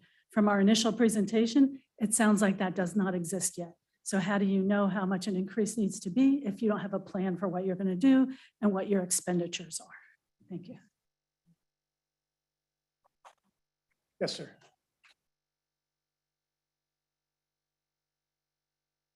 Second all they said. But anyway, are you like the new contractors, when they're building, do they pass on some money to pay for all that old piping, I guess we got to the new? Do they have to pay something for that? And is there any other plan? I mean, besides drawing from, I mean, I could afford to water my lawn, but there's some people that's hamburger, that's PG&E or something. You know, the people that are older and on $1,000 a month, 1,200. I mean, is there some other way that you're supposed to be the bosses, so somebody should have been watching our money. It's like a business, I guess. I mean, isn't there some other way that, you know, instead of passing it on to us like they're all saying? Because, I mean, look at Lincoln. I mean, it's all dry. I mean, I keep mine pretty green, but people, they got to eat. They're gonna let their lawns die. I mean, I don't know. Can't you guys look to another avenue? I don't know how this all works, but instead of giving it to us, or like they say, a small increase. But hell, not from whatever, 100 to 200. That's all. Thank you, sir. Anyone else?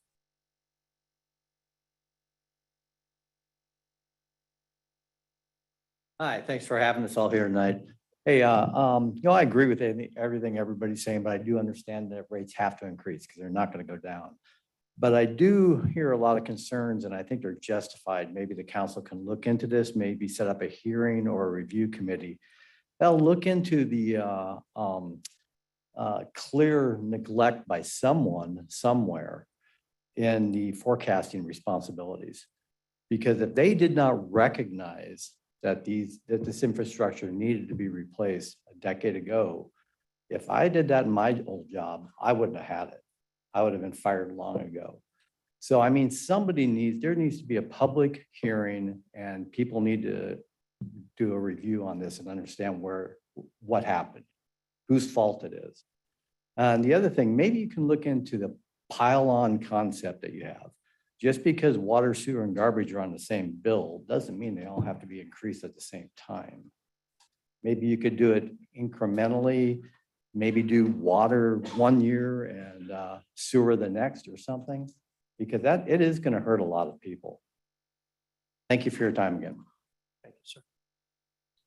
Anyone else? Being no one in the room, do we have anyone online? We do have a number of people online. I don't see any hands raised. No hands are raised, Mayor. All right. With that, then I will go ahead and close the public hearing. Bring it back up here. There was a lot there. Who would you like me to start with, Sean? So I'm going to try to go through, I tried to keep notes and I'm inevitably going to miss a few, but I think a few others were. So we've done this a number of times at the many public outreach meetings and Zooms and talked a lot about how did we get here today? And I'm going to go through a brief version of that because I think it's useful for everybody. But I'm going to preface it by saying that it doesn't matter, to be honest with you. What I'm here to do and I'm hired to do, and most of the staff that are here, is to evaluate the financial condition of the fund and give you our best estimate of what it's going to take to right size it. At most of the public outreach meetings, one of the things you would have heard for those that attended was that all three of these funds are not simply in rough shape and need a phased increase. But to be frank, each of these three funds, in whether it be as soon as 18 months or as far out as 24 to 30 months, will be structurally bankrupt. And I know that's hard information for everyone to hear, and believe me, I'm newish here. It was very difficult to accept when we dove into it. So the question is, what is the appropriate treatment to identify and address that? If you go back, it goes back further than 10 years. You can go back, and Lincoln has struggled with regard to rate increases, whether it be getting them approved or keeping them in place for probably closer to 25 years. And so what happens over a really long period of time, where that's just a reality, right or wrong, is that the problem compounds itself beyond what you would normally think is just adjust, per the CPI, and you keep pace, right? And normally that's correct when you're running a business.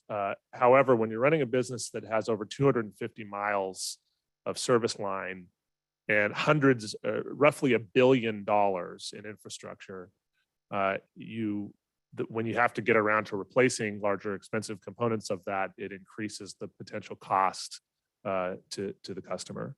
So if you want to talk about more recent developments, the city adopted and put in place a rate structure in the early 2010s that was a tiered water rate system. This was a very common practice in California at that time because we were going through a statewide drought. The governor at the time was encouraging cities to put in place essentially punitive rate structures that charged people that used more water much more than the cost for delivering. That practice was challenged in court in a community in Southern California, and the court agreed that that is not compliant with 218, which basically says you should only pay your proportionate share of what you're using.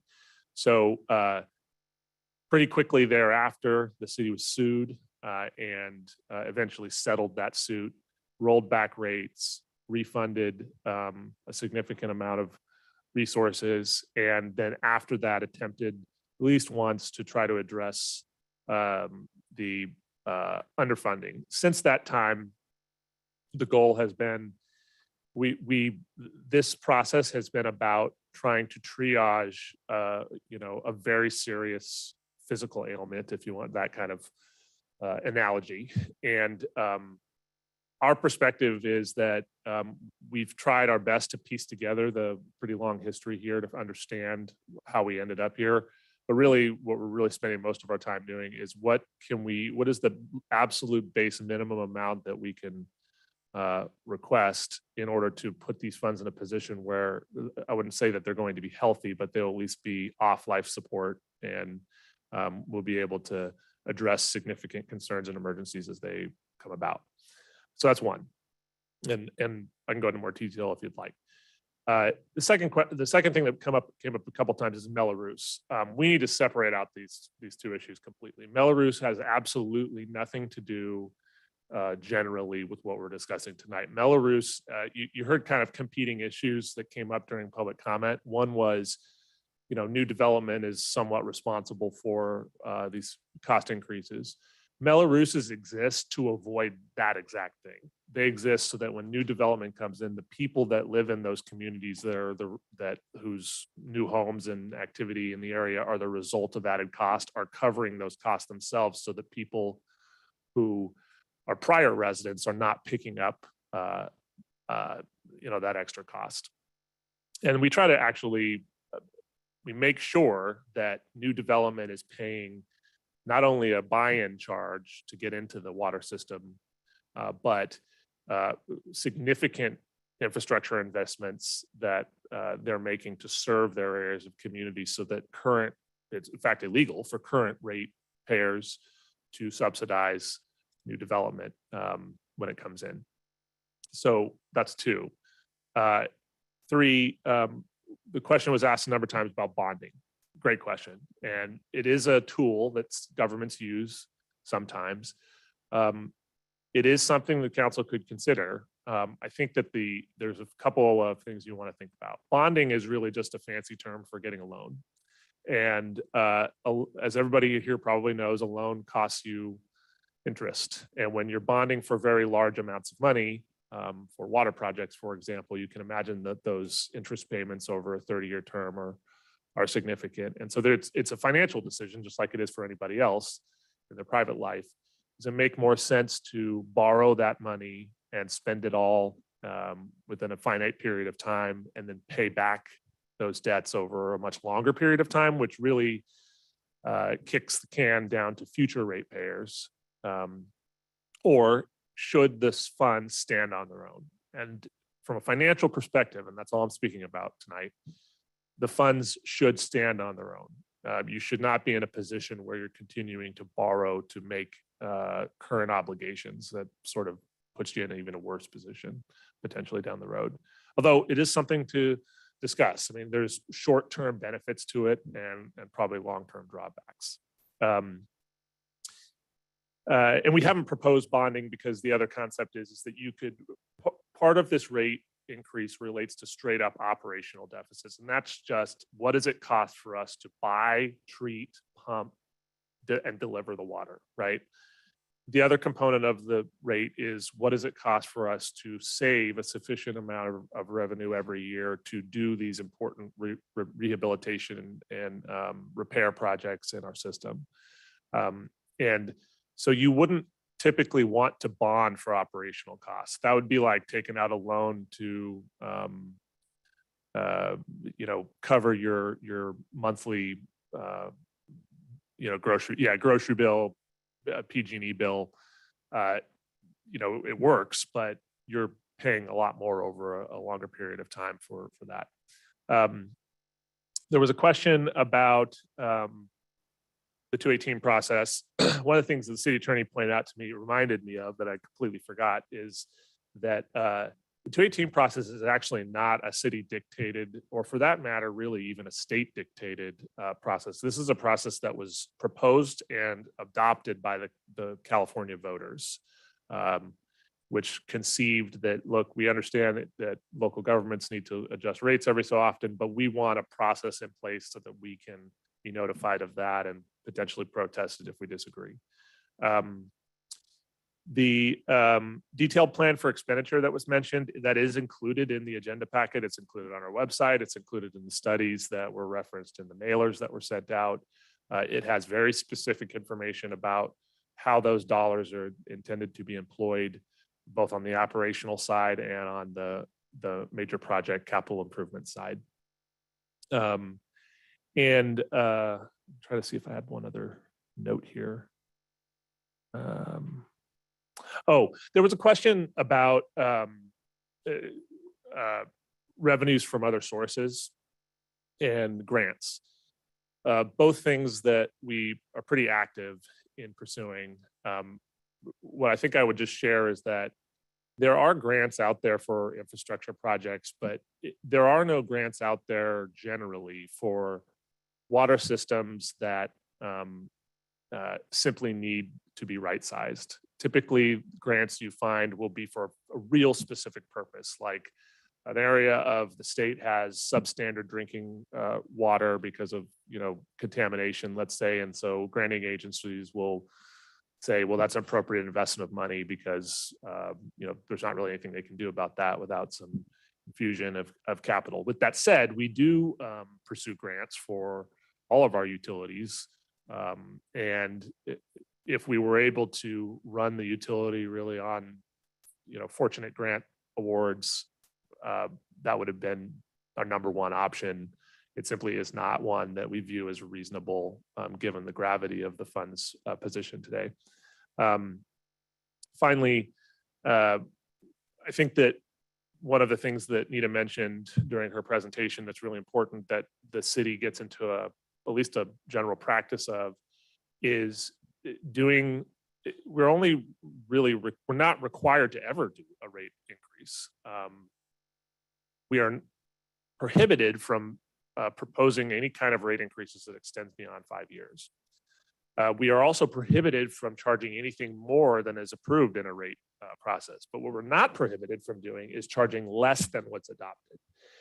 And so one of the concepts that Nita mentioned is instead of most cities wait 4 or 5 years to go through another rate increase and they review it, we actually think that changing our process to a much shorter time period, a two-year, maybe 3-year cycle makes sense because it may be that circumstances change in 2 years and maybe some of these grants that have been discussed are achieved and we're able to pass on some of those savings in the form of rate down the road, which we can't really count on it at this moment, but it is something I think is a reasonable consideration.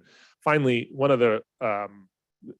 this is something that we've been discussing internally we've been working on this for nearly 6 months, is this concept of phase rates. And from my seat, I would always prefer, I've been through a number of rate increases, and I would always prefer that we have reasonable small increases over a 5-year period. So you just keep track and with your costs. However, we've looked at any possible way that we could maintain liquidity in the fund and not lose or not put ourselves in a position where we potentially default. And the only cuts that could be made to the proposal would be to your capital improvement program. So the risk involved in that, this is all really a risk decision, is that if you were to cut out the CIP component completely, which is roughly $14 of the water portion of the bill, what would happen is the risk would be that we would have a major system failure, a mainline break, a well casing falling in on itself. These things happen more regularly than they might think. We would be in a position where in order to cure that problem, we would have to basically take a loan from the only other funding source, which would be the general fund. The consequence of that, and this is where we're getting really deep into local government finance, is that when you take from the general fund, at least in Lincoln, primarily what you're really taking from is your public safety fund. It funds some other things, but primarily it's public safety. And so we're always very careful about not putting ourselves in a position to potentially risk some of those services that are equally important to all of the other services we provide. So I think I addressed. I didn't fully address every single question, but if you'd like me to kind of drill down on any more detail. Oh, I apologize, LISWA. Yeah, so LISWA, as Nita mentioned, the nomenclature on the bill is confusing and frankly, sometimes I've even been have to remind myself that LISWA exists now. But what was explained during Nita's presentation is regardless of what the name of that charge is, it would be the same whether it was City of Lincoln wastewater treatment or LISWA. The city has for many years collected enough to run the collection system, which is a fancy word for the pipes through town, and not nearly enough for the extremely expensive wastewater treatment facility that we run. And so this adjusts that to essentially course correct that, where we're funding both components of treating your wastewater appropriately. Anyone else? Yeah, and we'll get to that. Nita, did you have anything to add? I was just going to say that at the close of the public hearing, we would ask the city clerk to read out the number of protests that the city has received. Well, we have closed public hearing. No, no, public hearing has been closed, sir. Thank you. So what's showing on the screen here is a tool that Jen Brown and her GIS staff created for us so that we could gradually log these in. So they started coming in early July, so we didn't have to count them all tonight. We have 1,384 protests, 25,120 mailers were sent out, 24,001 parcels, and approximately 22,000 utility billing accounts. So the 1,384 is well below the majority protest that is needed. We did have 1,443 undeliverables that are also logged in. And we have those kind of broken out by category if need be.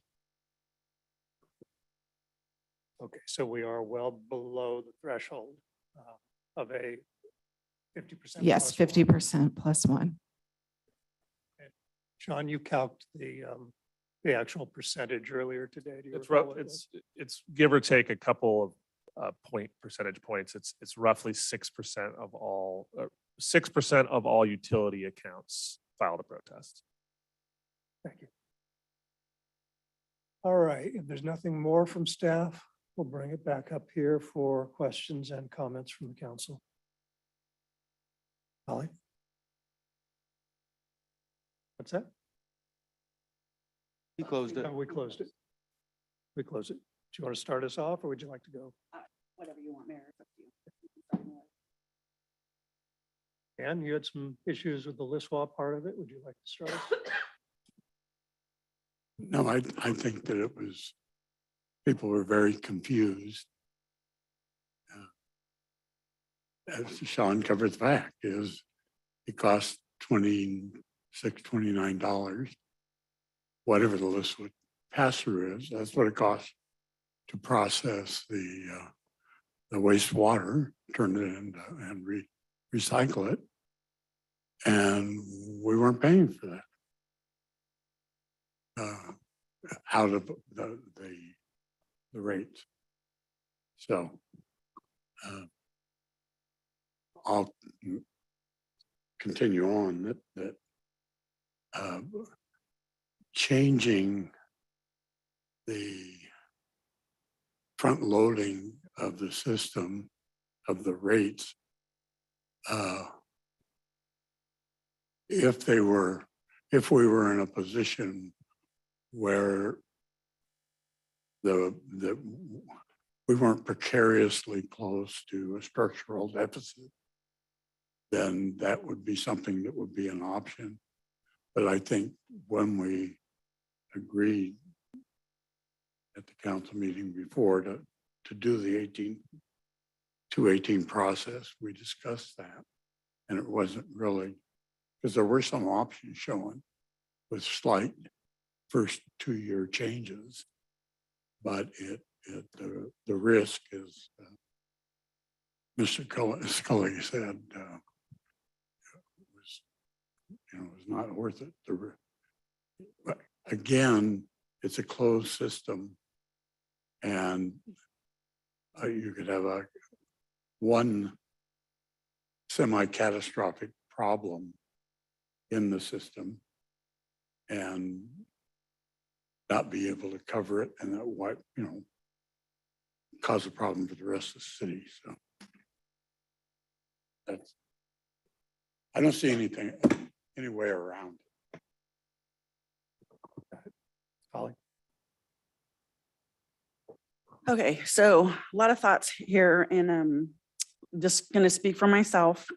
The one gentleman who said he was born here 85 years ago, he's left. And there was another gentleman here who accused us of not caring. And so let me just say emphatically that I do care. I moved here when there was 5,000 people in this town. And I remember what it was like when it was smaller and not all the houses. And we've clearly established, I think, that new development really has nothing to do with the utility rates, but just as a clarification for myself, I'm the one who I don't like all the new houses, but I want to remind everybody that we are subject to state mandates. And we've explained it many times, and I'll say it again, that the governor and the state legislature has required us to allow for so many houses to be built a year, or they will come in and take our land use authority. And we fight every day for local control. So if you don't like that, if you don't like all the new houses and the building that's going on all the time, then I suggest you evaluate who you vote for governor and state legislature, because it's something that we deal with all the time. And people are welcome to move here, Bay Area or wherever, like you're welcome. Lincoln is a great place to live. But I don't particularly care for all the development, but we are stuck between a rock and a hard place. So we fight to mitigate that, to keep our land use authority and have some say over what happens in this town, as opposed to the governor and the state legislature coming and taking over. So I did want to make that point. And also to the point that, this affects me too. I am not a wealthy person. My husband and I are teachers, and I work several different jobs. And so this is not something that we are passing down like, well, too bad for you peasants. No, this is affecting me as well. And it's going to be challenging. But there were a lot of comments about, how can we trust you, and I keep hearing the word misappropriation. And so I want to say that when I came on this council in 2018, that's one of the main things that I personally, and I know my colleagues have too, been working to regain trust. Because in past years, as Sean said, there's been many years of rate increase challenges and bad decisions that were made. And we could call it mismanagement, we could call it whatever we want to, but we've been working really hard. I've been working really hard to build that trust. And I am very proud to say that in almost like across the board, Lincoln has the most transparency and accountability that it has ever had since I've been in this town. And that's been a long time. We have a financial portal on the website. You can go in and look, and you can see what every fund is doing. You can see how much money we have, where it's spent, where the money comes from. You can look at every project and see where it's at. So we have done so much work to build that trust and regain that from the residents. So I completely appreciate the question, how can we trust you? And you need to know that that's something that we've been working on, that I've been working on for the last several years. And when I came on the council, we knew that this was a problem. We knew that, okay, we're going to have to, and our previous city manager kept talking about, we're doing rate studies, and we were waiting for the rate studies. But then shortly after that, we got hit with the pandemic. And it's not an excuse, but I want to remind you all that when we were dealing with COVID, we were fighting for our lives. We were fighting to keep businesses open. We were fighting to keep people with food. We were working with the food banks and the salt mine and other churches to help people in this town. And I couldn't fathom passing on a rate increase like that during the pandemic. And it was just, we were dealing with so many other things. This was here. We knew we had to deal with it, but as you can see, it's a big project, and it's taken us months. Somebody else asked a question about, well, what's the plan? We have a plan, and we've been sharing it. And some of you, this is your first time hearing it. We apologize for that, but we have been pushing this out for months, trying to make sure that everybody gets their questions answered and they understand. We understand your frustration. Here's why we are where we are, and here's what we're doing moving forward. So if you still have questions about what the plan is, we are happy to talk to you at any time and tell you that. And I want to also reiterate in this idea of trust and stuff, one thing that you guys need to understand is that the people who made these decisions in the past, they're not even with the city anymore. We've cleaned house. And when we hired Sean and Sean hired Nita and he hired his new department heads, and Christine's been with us for a few years and she's an incredible asset. These people are new. They're not responsible for all of this, but every step of the way, they have owned it. They have owned the problem. Not once have they said, well, you know what? I didn't create this mess. And so I don't know what you guys are going to do about it.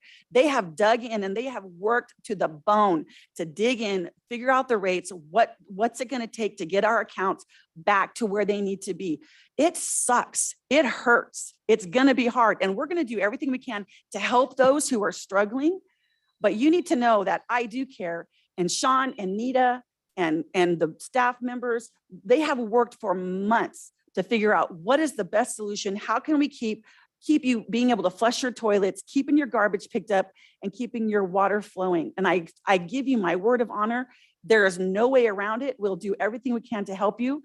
But I look at this as like the last big fix that we have to do from prior mismanagement. So I just want you to know that this isn't something that we're sitting up here on our high horse and go, we'll figure it out. No, this has been hard. This has been grueling.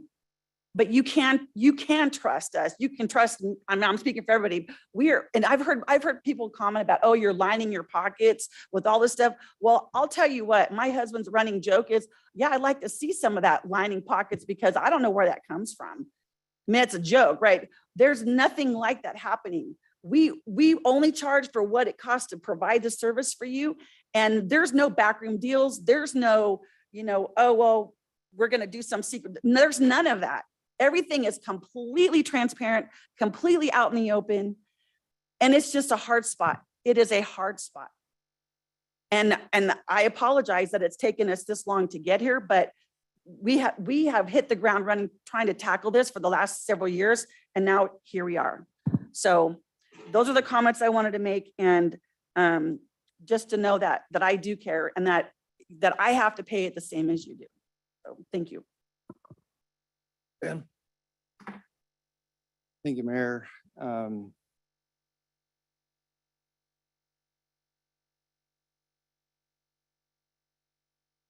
I agree 100% with what Holly has said. I'm really new to the council. And I understand and I get that some of the comments that are made because of how you feel. And you're angry and mad. And I get that. I live here in town in the old part. So whoever decided to, say that we don't live here, I'm over on 4th and R in the old part of town. I have 3 kids at home that are high school age.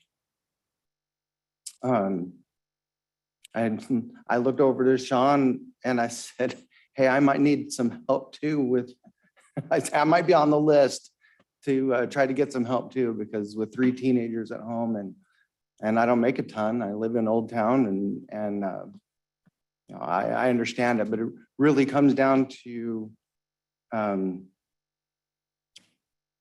not understanding that every effort has been put into keeping it as low as we can to keep it going. I would hate to not support the bare minimum that we would really need to keep the water going and not have catastrophes that we couldn't pay for. And I'm not going to say a whole lot more than that, other than I'm one of you and I live here and I have 3 kids and I don't know how I'm going to take care of the increase for my family, but I can't not support it. All right. Thank you. Bill? Yeah, I got one point to make. I understand everyone else's frustration. I understand everyone else's anger. But until tonight, I didn't realize that, well, I did realize that the responsibility for raising rates or not raising rates is the council. I didn't understand that it's the governor's fault or the legislature's fault. It's not. Okay, it's the council's fault. Okay? And certain members of this council have been on the council for a long time. You know, people are so angry and so fed up with going on. Why don't they do something? Why don't they run for city council? Not a single member of this council has had an opponent in their election. Okay? No, I'm not, I'm speaking now, Paul. Paul, I'm speaking now. Let me speak. Stay on the topic. I'll stay on the topic. Okay? If you want to change things, change the council. 2 members of the council aren't even elected. One member appointed herself. I'm sorry, it's not the governor's fault. It's not the state That's not what I legislature's fault. said. That's what you said. Hold on. That's Bill. not No, what I I'm said. sorry. I'm sorry. I mean, this is All ridiculous. right, Bill, the This is topic. ridiculous. You don't even let me speak. Oh, you absolutely are allowed to speak on the item that is before. us. And I am speaking on the item that's been, the Please. problem. Am I speaking on the item? Okay, the problem with this is that council, there are 2 members of the council who've been on for years. There's 2 other members who weren't even elected. And now 1 member of the council who appointed herself for the next 4 years is now blaming the governor and the state legislature, not herself. I'm sorry, I just had it with this. Oh, hey, Pete, no. Let him speak. Let him speak, for God's sakes. Pete,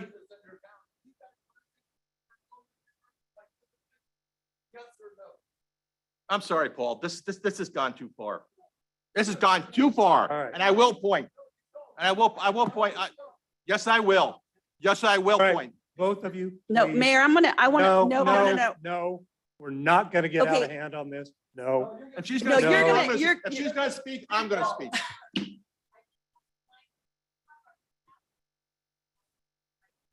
No, that's good. They should listen. No, it is good. They should listen to it. You should. Yeah. Okay, go ahead. So all right, we can go ahead with this. Moving forward on the item that is before us. We don't need to go back and forth between council members on the other issues. All right. Wow.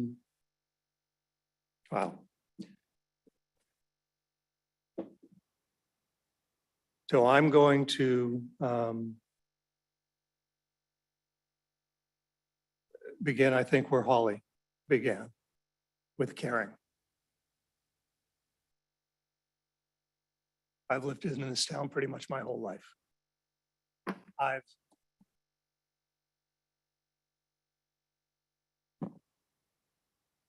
have never cared about a place as much as I care about this community. You can laugh about that. You do not know me.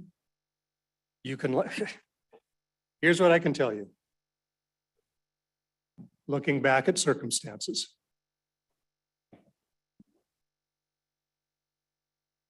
The people that represent you, this council, past councils,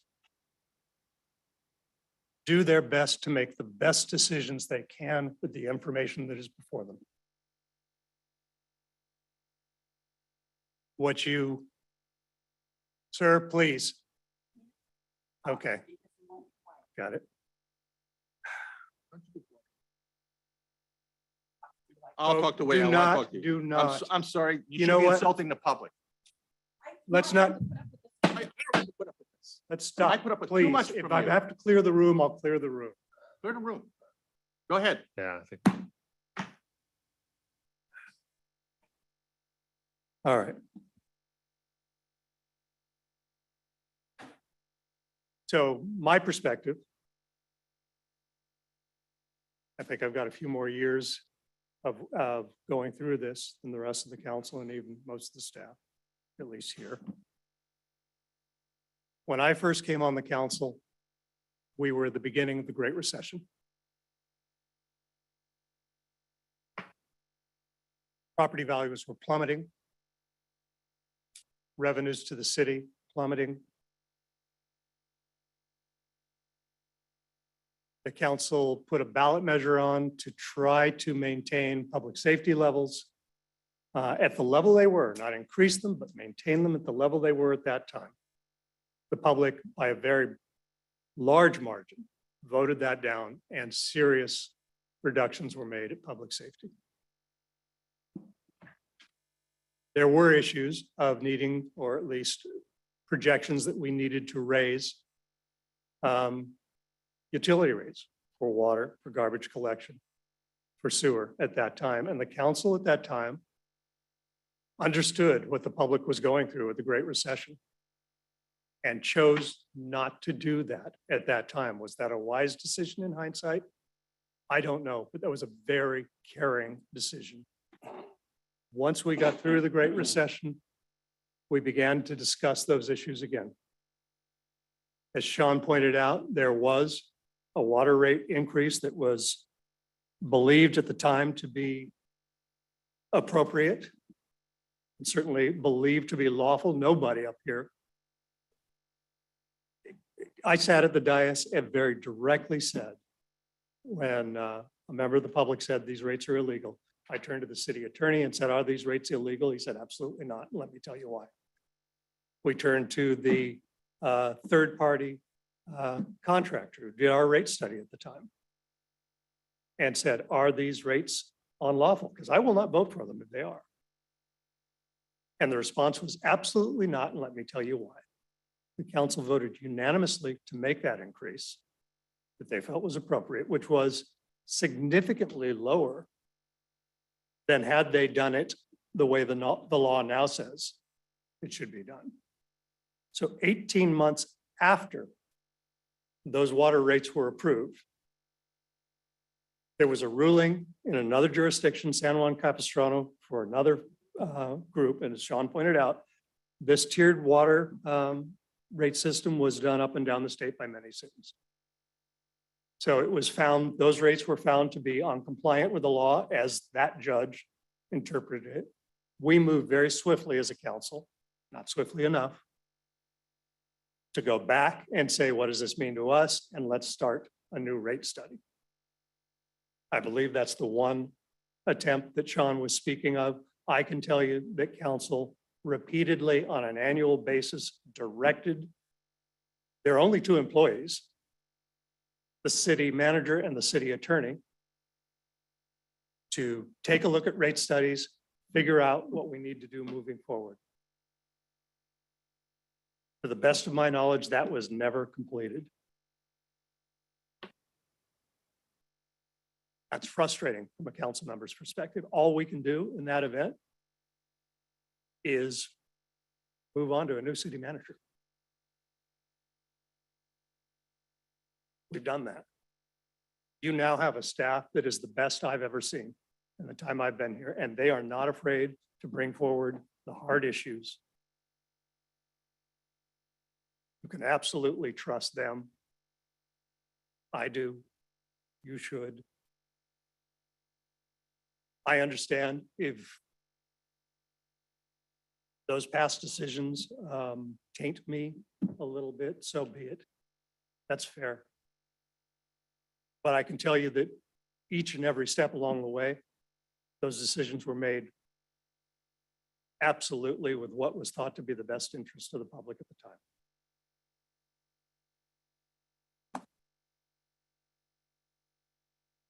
I believe it caught all of us, including staff, a little off balance. The severity of this challenge.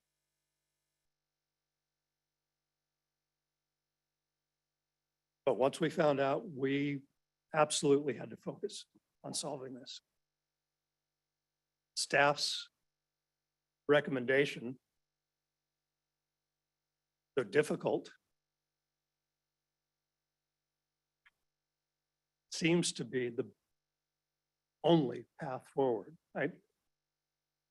John, in early stages, we took a look at perhaps doing less over a longer period of time.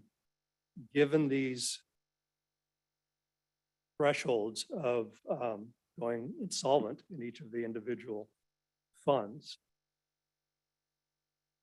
if I remember right, the charts we saw suggested we did not cure the problem in the first couple of years. No. So moving forward,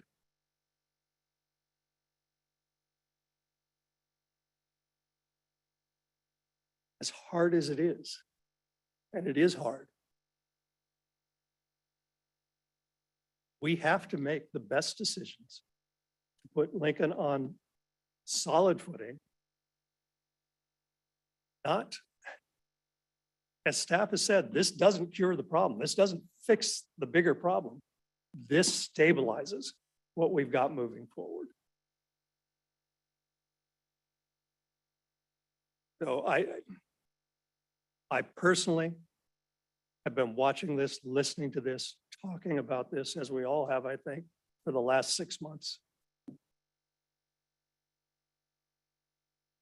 To believe that anybody here doesn't care, we're all going to feel this too, just as much as you.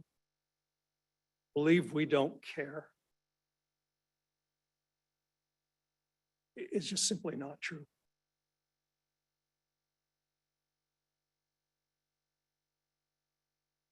So I'll wrap it up with that. It's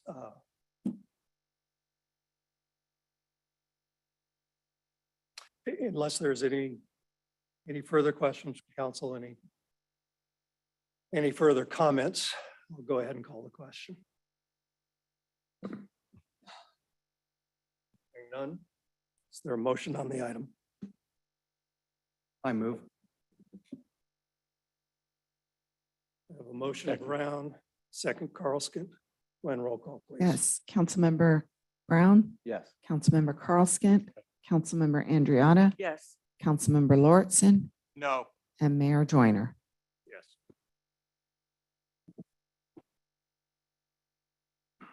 All right, with that,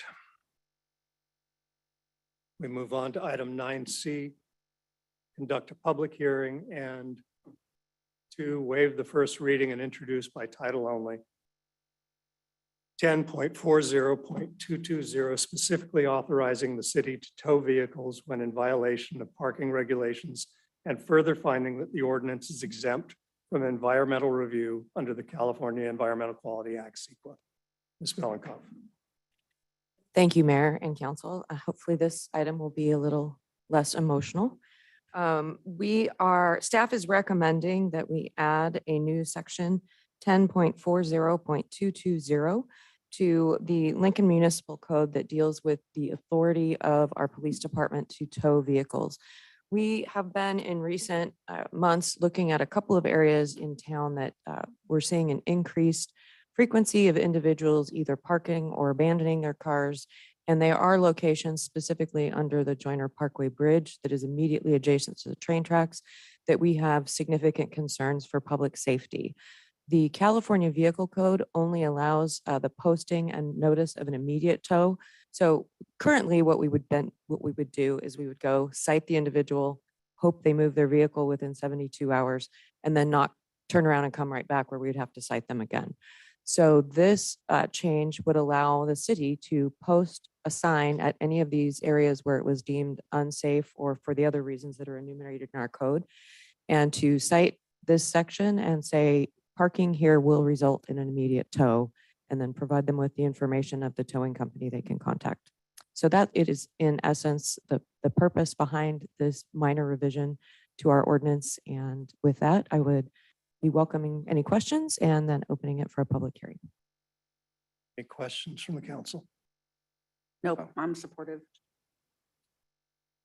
I noticed more and more cars there. Yeah. Every morning. There were 5 The this morning. same one has been there for like Yeah, 5 not- days. Not now. just cars, but they've tented Tented, them. yeah. And they've got all sorts of materials there. So, yeah. All right. Nothing more from the council. I'll go ahead and open up the public hearing. Anyone wishing to testify on this matter, please come to the podium, Mr. Chapman.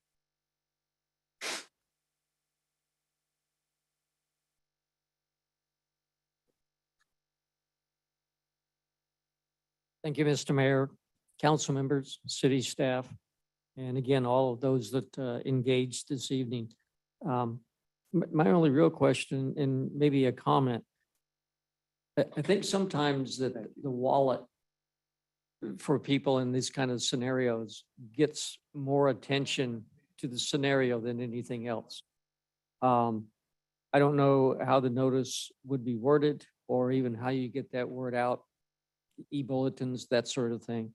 And let people really understand that after you go to this and the car is towed, okay, this is the charge. And then if nothing's done about that, then this is the charge. So that people can understand that, well, let's face it, in order to avoid any of this, now I've got to make a decision. Either it's towed and they don't pay for it and it goes on down the road. I'm just thinking that if everyone knows exactly what will happen, that's going to go on and what that dollar amount's going to be, because I think sometimes people don't realize that it isn't towed for $25 and you get it back for $25. Whatever expenses are involved and literally whatever penalties that have to come about. And once again, like everyone else, it's the pocketbook that comes to reason at those points. So for what it's worth, that's what I'd like to do. Thank you, Myra. If we could keep it down at the back of the room, I'd appreciate it. Anyone else wishing to testify on this matter? Melanie?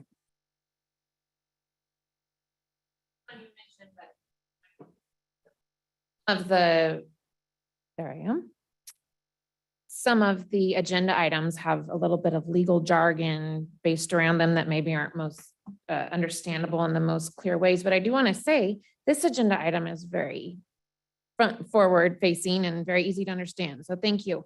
I'm going to echo Mr. Chapman's question about the funds that are charged to the citizens who own these vehicles that are towed, who those go to, who collects the monies after those cars are towed, who bears the expense of the towage of the vehicle. And if the city's collecting any of that money, maybe it can go to fund some infrastructure repair. Thank you. Anyone else in the room? Seeing none. Anyone else online? No hands are raised, Mayor. I'll go ahead and close the public hearing. Christine, did you want to address this? I'm happy to address the line of questioning by our residents. The tow charges that are charged are imposed by the tow company. We have, I think, 4 or 5 different tow companies that are on rotation with the city of Lincoln and that get called out for these types of assignments. And so none of the income that comes from the result of the tow comes to the city. It's strictly to pay impound charges and the cost of the truck to come out and remove the vehicle. And Christine, correct me if I'm wrong. I think one of the focuses of this change in the ordinance is really to be able to address the homeless vehicles that are parked in areas that they really shouldn't be parking and effectively camping in those vehicles. And so, Mr. Chapman, I don't know that going out online or sending out mailers is going to reach this targeted group. Go ahead, Dan. Thought what Mr. Chapman was saying, and I was going to ask a question. Is there a way in the wording of the sign that says at the minimum, this will be $250? I know you can't put the exact number because the toll companies are all different, but some order of magnitude number might stop some of the fishermen, because there are Certainly. fishermen there too. So I think that we can put the wording on our sign that indicates that there will be penalties and fines associated with the removal of the vehicle in order to get it out of impound. We'll work on that. massive. Okay, we'll make sure that word's in there. All right, anyone else? Seeing none. I'll accept the motion. I'll move to adopt 9C, ordinance 1065B. Second. Motion Brown, second Andriotta. Councilmember Brown? Yes. Councilmember Andriotta? Yes. Councilmember Carl Skent? Yeah. Councilmember Lauritsen? Yes. And Mayor Joyner. Yes. That completes our public hearing. We move on to general business, item 10A.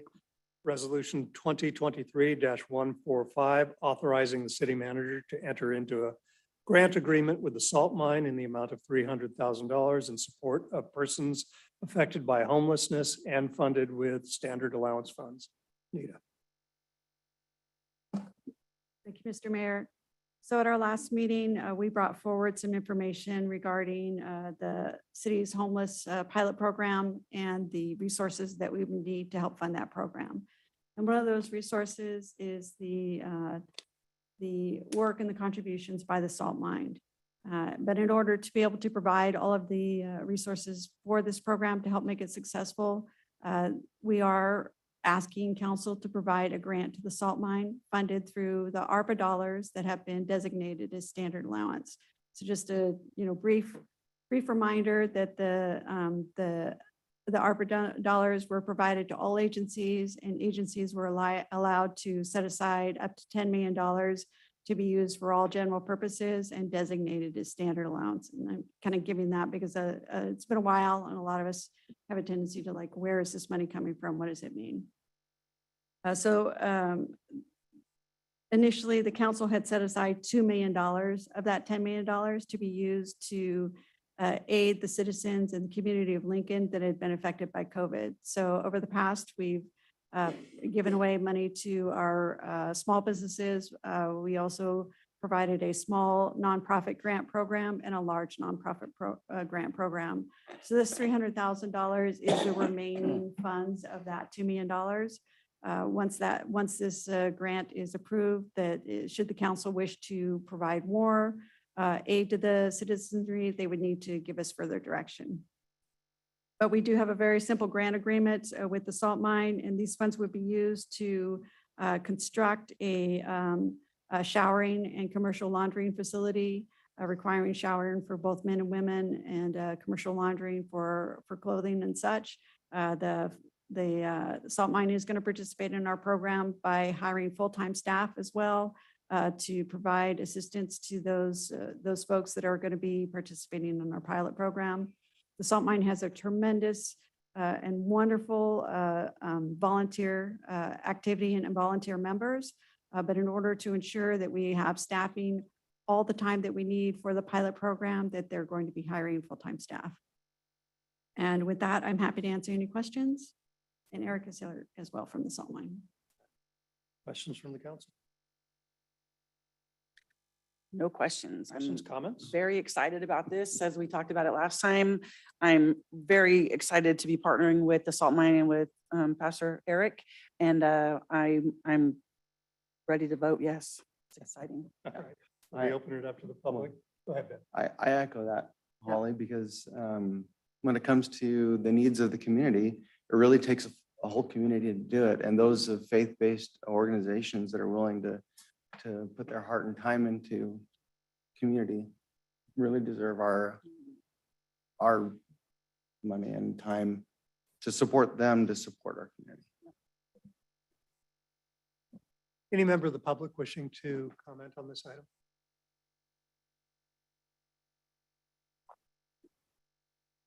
Hello, again, my name's Stacy, and I go down and feed the homeless on my own once a week because they are not getting the food that they do need on a daily basis, like home cooked meals. They're forced to go to McBean Park to use the bathroom.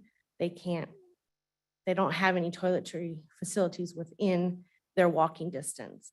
My question is that $300,000 that you guys did receive, was that part of the cage-in process to encage them in with that new gateway so that they can't get to McBean Park? They only have one access in and out, and that is through Lincoln Boulevard. So my question is any of that money was used to cage them in? Because there's only one access. What happens if there's a fire down there, which there has been in the past? How are they supposed to get out when they're locked in? That's my question. Is any of that money being used? So none Is that part of the money that's being used is to basically keep them in that part of the Auburn Creek Ravine? Mayor, the short answer is no. The longer answer is that the money is actually designed for the exact opposite purpose, which is to get them out of the creek permanently. In terms of the fire and emergency personnel component, there are 2 gates that were installed as part of the project that are designed for public safety access for police or fire if we ever had, the need to respond down there for an emergency. But generally, this grant amount is for a service provider to provide services for folks and also help us with our homeless program to get these folks out of the creek into a temporary living facility and then ideally into permanent residency after that. Okay. I know a few of them have been off the creek thanks to faith-based programs. So it's really nice. And one of the lady I met 18 months ago when I started feeding the homeless, she is now living off the creek. And I know many more who want to get off. They just need the help. We want to help them. That's great. Thank you. Anyone else? Tony? Yes, if we move these homeless into housing in Lincoln, will they also have to pay the increased water rates starting on October? Yes. With what fund, Sean? They can have employment when they live in here also Well, at a fast food restaurant in town? Or I maybe guess new the thrift same store? way that everybody else is going to have to figure out the way to pay it. And so the point of the program is not to bring them out of homelessness and saying, hey, good luck, see you later.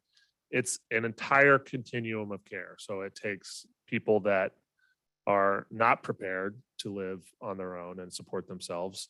There's a transitional period that entire period is designed from day 1 through day 180 roughly to address basic needs like IDs, addiction treatment, mental health services, whatever the individual issues are. And then the last couple months are designed to obtain employment, obtain a place that, whether it be a room or apartment or whatever is appropriate for that individual to move into, self-sufficiency.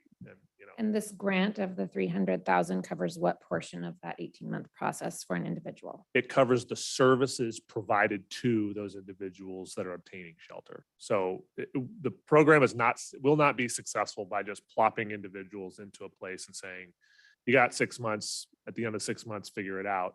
It will only work if you have individuals that know the homeless, that understand how to work with them, understand what their needs are, so that they can slowly over that period of time get them prepared to exit into permanent housing.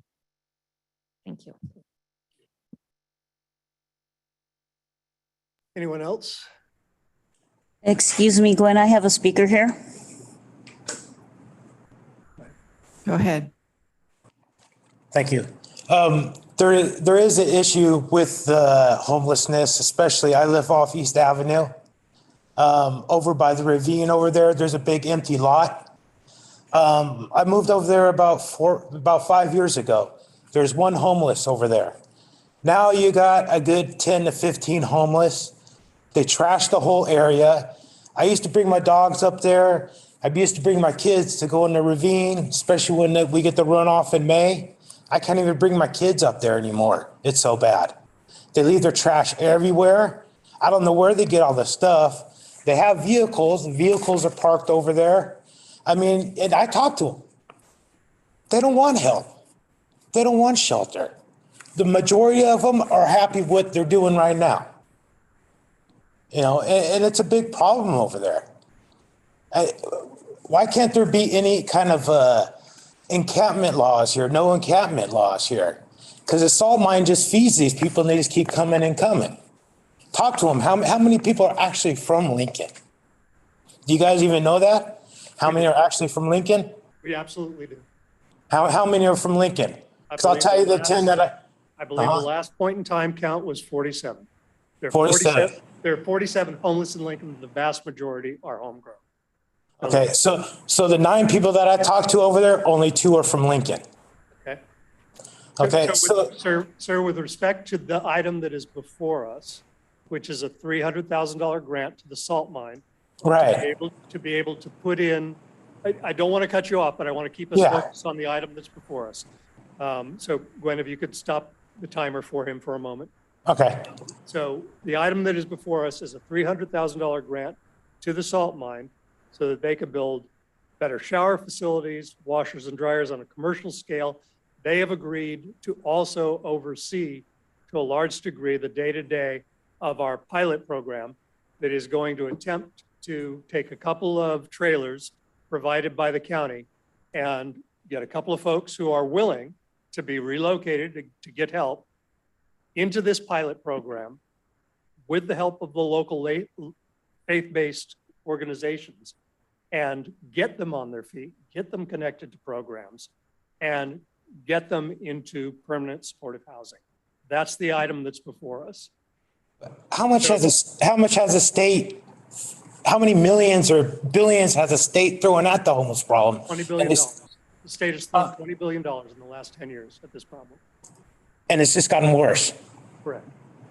Okay, thank you, sir. Yeah. Anyone else? Okay. We'll bring it back up here for any last comments. If not, I'll accept a motion. Yep, I move that we adopt resolution 2023-145. I'll second. I have a motion, Andriotta, second, Morrison. Go ahead. Roll call. Councilmember Andriotta? Yes. Councilmember Lauritsen? Yes. Councilmember Brown? Yes. Councilmember Carl Skint? Yep. And Mayor Joyner? Yes.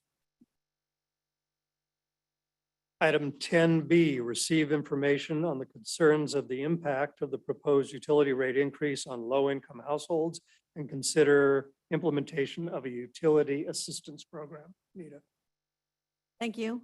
So just to make it clear that the rates that are collected for water, wastewater, and solid waste, the rates that are charged to the community cannot be used to supplant or supplement anyone's rates or anyone's bills in any way, that those rates can only go towards the cost of that utility.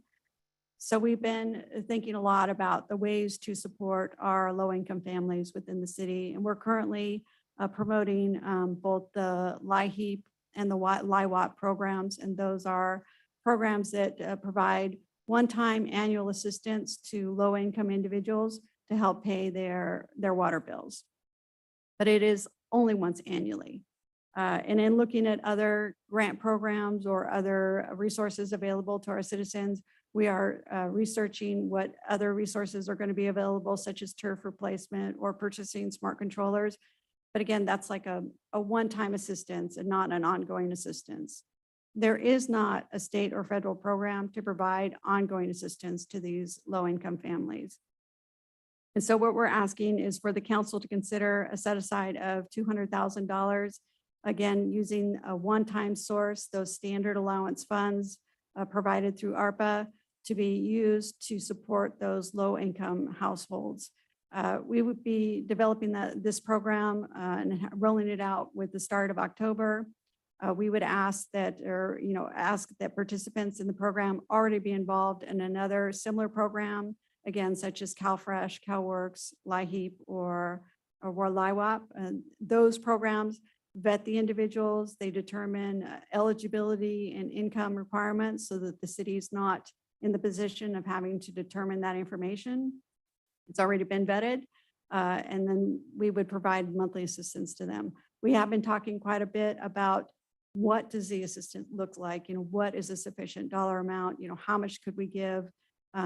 We don't know how many people are going to participate. We don't know what number of account holders will qualify and want to participate in this program. So we're asking for council's input and direction on perhaps a dollar amount to contribute each monthly. We've talked about $20, we've talked about $30, we've talked about $40. The higher up the assistance goes, the quicker the pool of resources would be extinguished. We'd also come back within 6 months of beginning this program to report out the dollars that have been paid out and the number of people that have participated. So we could then determine if an additional resource of funds needs to be put toward or how the program is going. But looking for council's input and direction on this. This is an information item only. Nita is looking for direction. I'll start us off. I think this is very much in line with the type of assistance that we've spoken about pretty much from the onset of the discussion of rate increases and the very fair questions of, I can't afford this. How can you help me? And so I really appreciate, Nita, you bringing this forward. You're going to be the one who has to administer this. And that's not going to be any easy task for you, but I think this very much fits in line with what we had in mind in our earlier discussions. I'll start over here on my right, Bill. Any thoughts?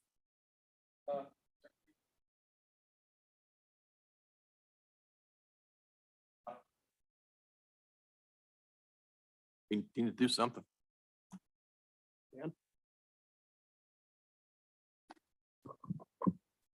When would you have an idea of a rough order magnitude of the applicants that you'd have?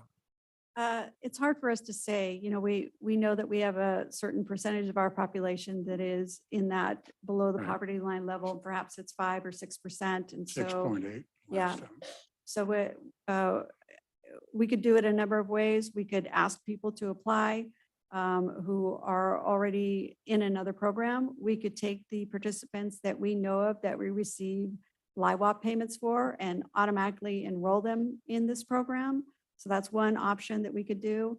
But until we roll it out and start asking for applicants, we won't know.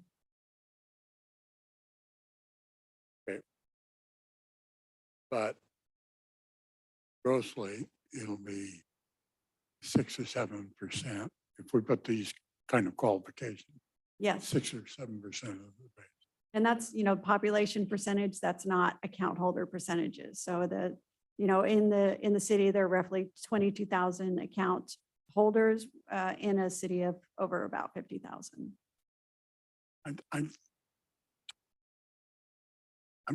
My direction would be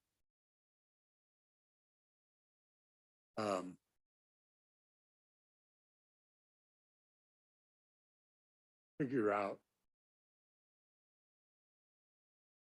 sustainability. Cover 6 months, estimate it, and then that's how you come up with what the stipend or what the subsidy would be. What I guess I'm kind of saying is maybe our direction ought to be at the minimum, look at putting together a 6-month program or an 8-month program. And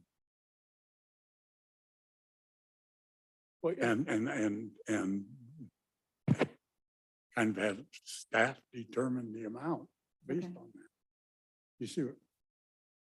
All right, so you want to, Yeah, I can't. you're not looking to set a $38 $200,000. a month. How in the hell do I know? Right. So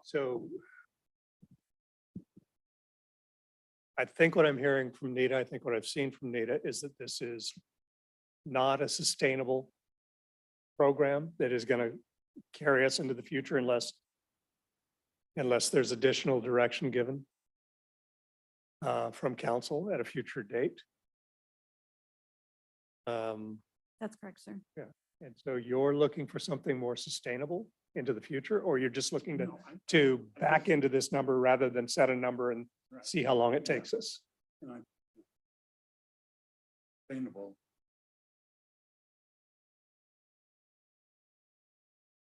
$8 months, yeah. Well, yeah, since the audience is quiet, I will. I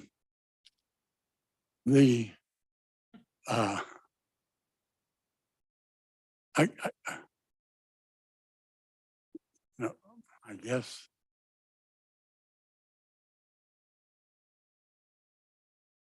Like I maybe I said, can't. we give could you any start with direction. like I said, the recipients who currently receive either LIWAP or LIHEAP payments.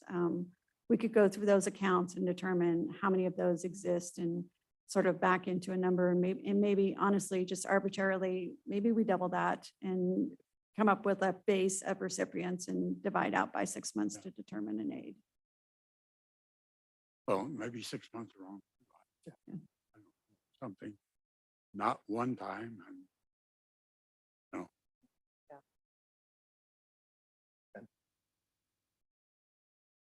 Yeah, I agree. I mean, there's, how do you know for sure? And without, I think maybe doing exactly what you're saying, find out exactly how many people we think based on programs that they're already in. And then come back to discuss Okay. what that might look like. Sure. Can we do that before the October date? when- Oh, yeah. Yeah, Okay. we'll bring something back either the first or second meeting in September. I would be supportive of that. Yeah, I am. Thank you. Yeah. I appreciate you doing the work on this, Nita. I give you what you need. Yes, thank you. All right, thank you. Moving on to our last general business item, adopt resolution 2023-146, authorizing the city manager's execution of a services agreement by and between the city of Lincoln and the Placer Conservation Authority for the acquisition and management of oak wildlands.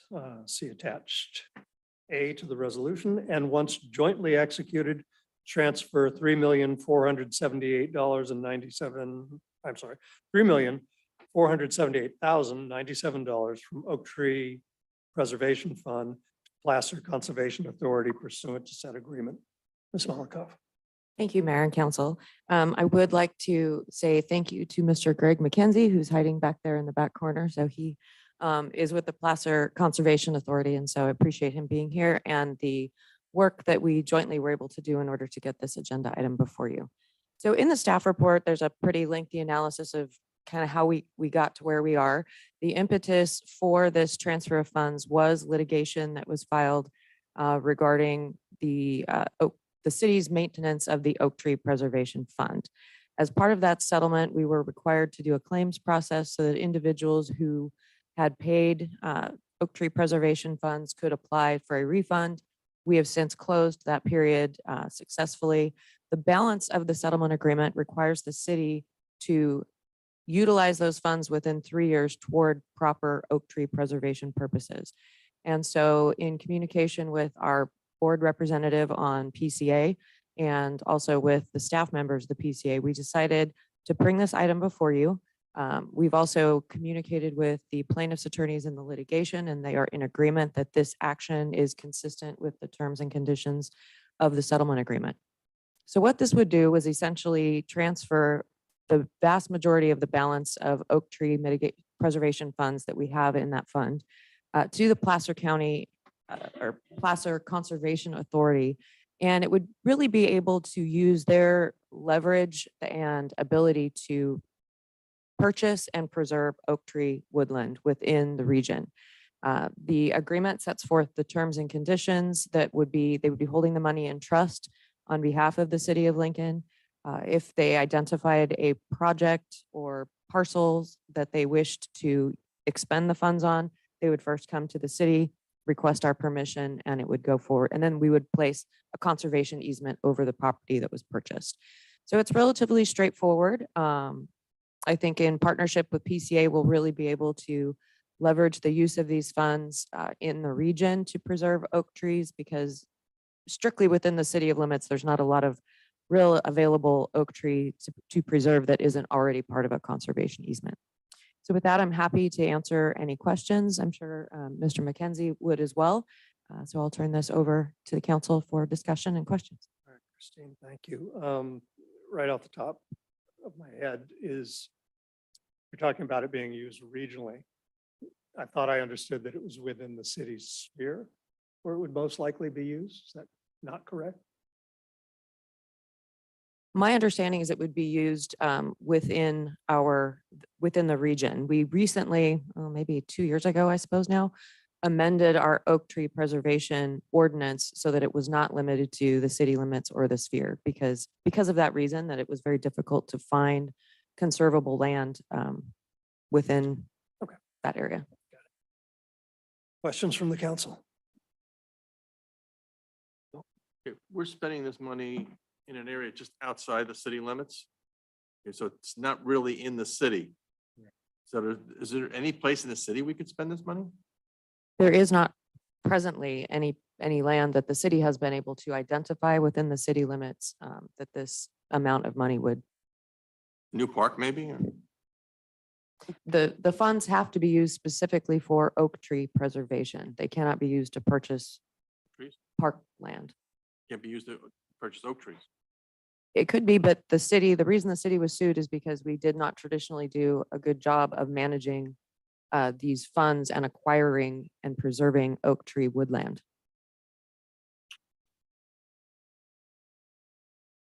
Okay, anyone else? None? Oh, Oh, sorry. just so to the attorney's point, that in compliance with the settlement agreement and to monitor this and handle it better moving forward, I'm in support of this. I'm going to go to the public before we take it. Got it. All right. If there's nothing more from the council, any member of the public wishing to speak on this item, I've got one card. Marcia? I didn't forget you. Thank you, council, for this. I'm glad that the city's moving forward with this. The one thing I would like to say is that we've been speaking with the Park and Recs Department about the Lincoln Crossing Nature Preserve, about actually adhering to the 2002 operations plan for the Lincoln Crossing Nature Preserve. And in it, it talks about oak mitigation areas to be located within the Lincoln Crossing Nature Preserve. This is in section F of oak tree mitigation, and it includes 420 valley oaks, 310 interior live oaks, 348 blue oaks, over 1,000 oaks were supposed to be planted and cared for. And so what I'd like the council to do is actually amend this to allow the Park and Rec to come back to the council and let them know what it would take to establish. Oak trees can pretty much live on their own after 2 or 3 years, but they have to be watered for the first 2 or 3 years. And so, and this is a requirement. This was a requirement for Lincoln Crossing to be developed before they could actually develop it.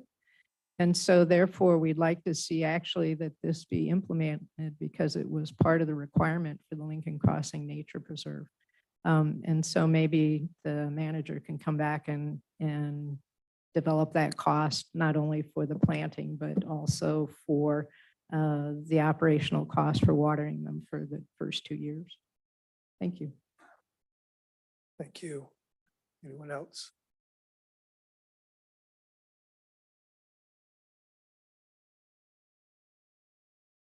My name is Pete DiGiordano. Can we ask local landowners, people that have 5, 10 acres, 20, 100 acres, if they have an area on their property that's conducive to raising an oak tree? Because oak trees are born all the time without being watered.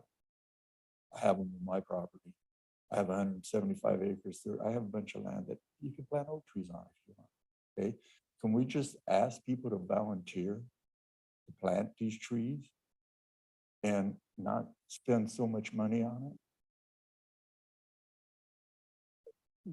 We could certainly ask. That gets very difficult. Greg, maybe you want to jump up and jump in on this one.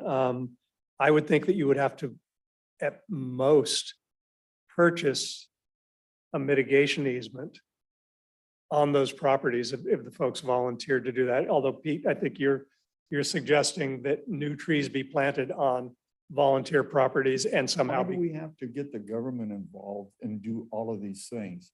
Just ask people that live out in the country, send them a letter, that live on 5, 10, 15, 20 acres and saying, hey, you know, we're trying to preserve these trees. 4 of us had bought 1,000 acres, 1,100 acres on the Bear River. And all the trees up there are dying. It's not because of anything that anybody's done. It's just that they're up there on the Bear River and we haven't had water and the trees are dying. We do need to help the trees.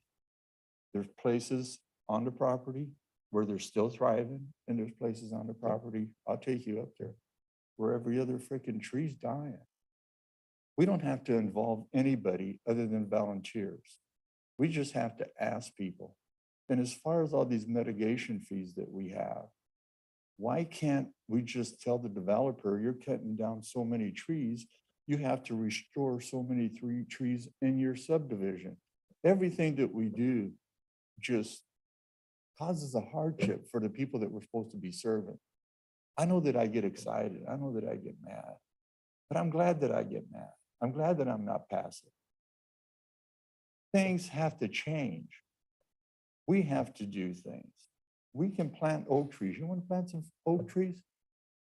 Bring them over to my property. Just give me the trees, I'll plant them. Why do we have to use all these channels and complicate everything and add to the cost of houses that people can't even afford? If you look at wages, and I just looked them up in 1965, a person working at an average wage could pay cash for a house in a year and a half if he saved all of his money. What's happened to this country? Why did I go and fight for this country? Why did I risk my freaking life? Why did I extend my tour? Why didn't I take my R&R? For this? For government to complicate everything?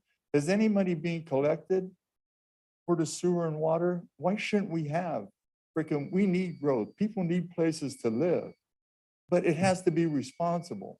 And if you want to build here and we have problems, then some of the cost should go to them. If they don't want to pay for the cost, then we don't need it if it's going to cause a problem for us. Understood. I would be ashamed of myself if I was on the council.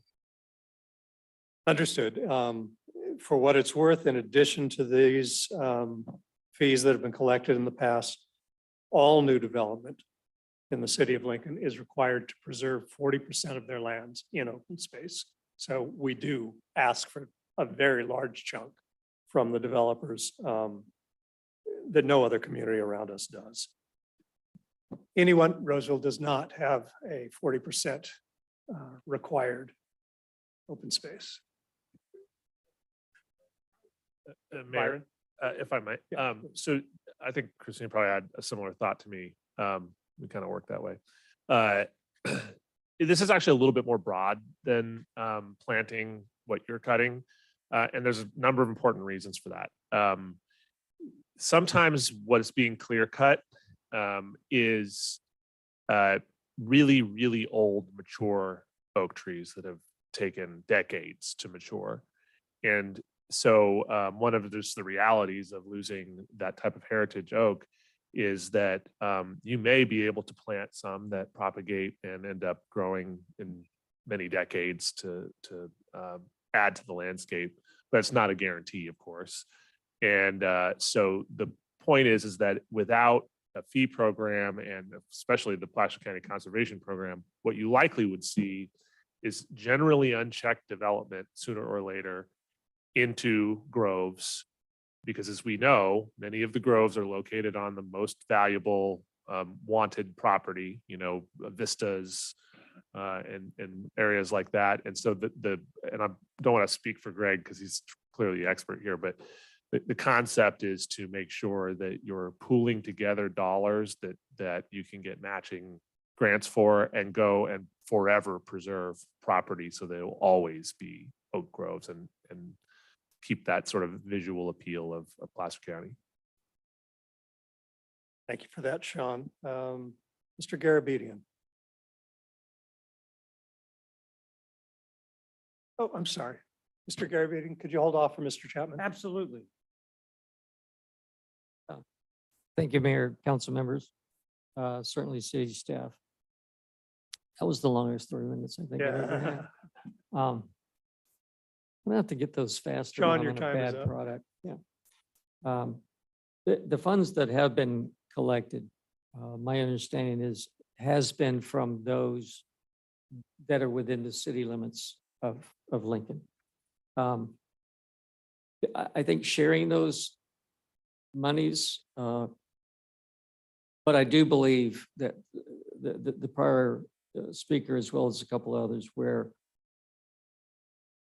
I've heard and talked to people that, a couple of service organizations several years ago, decades probably, had volunteered to put in a whole bunch of oak trees. And again, for whatever reason, don't know all the statistics. Unfortunately, they literally all died only because they didn't get enough water and enough attention. And it is 2 years to 3 years for that to happen. Personally, I'd like to see the funds literally go and can we somehow get back on track with putting in oak trees? to help secure that they can grow. They go anywhere from a young one is 100 years old. You know, they'll go to 500 years. I think it would be kind of nice that we can find places within Lincoln in order to make this happen. Again, the gentleman before me, simply ask people, you know, how close they are to where that tree might be, who can volunteer to make this work. I just think it's worthwhile to do that than to take this amount of money. And is this close to the balance that's in that fund? Or is there lots of dollars left or what? It's roughly everything but $300,000, which was withheld for specific maintenance related needs. We think it probably roughly will last about 10 years for, you know, routine maintenance, fixing, taking out dead trees or clearing some that have, you know, overgrown foliage, that kind of routine maintenance work. And then anything that we collect moving forward goes into that account and will help with that maintenance need. I just wanted to reiterate that this is just creating the document that creates a trust with PCA, and they will hold that money in trust. And before they spend that money on purchasing oak tree mitigation properties, it will come again before this body for approval. So you ultimately, council, will have a decision to make as to whether you feel that's an appropriate expenditure of the city's oak tree preservation funds. And so the fund, we're not prohibited from continuing to collect oak tree preservation fees. And I would assume that once Village 7, Village 5 come on board, that there will be an infusion of oak tree preservation fees that go into that account that we'll need to decide whether we make additional contributions to PCA or we fund some other type of program. Thank you, Christine. Yeah, and that's kind of where I'm kind of headed in this direction as well. Knowing a lot of the projects that are out there and annexations, so on and so forth. I'm sure, unfortunately, if the building takes place the way it's set up, you know, there's a lot of trees that are going to be affected by that. And so I think we need to look a little bit further down the road. I don't want to necessarily put the kitty, granted that we can get to it, but again, the whole issue of giving that away and trying to grab a lot of that back, I think we need to look at home maybe a little bit first. Thank you, Mr. Chapman. Now, Mr. Garabedian.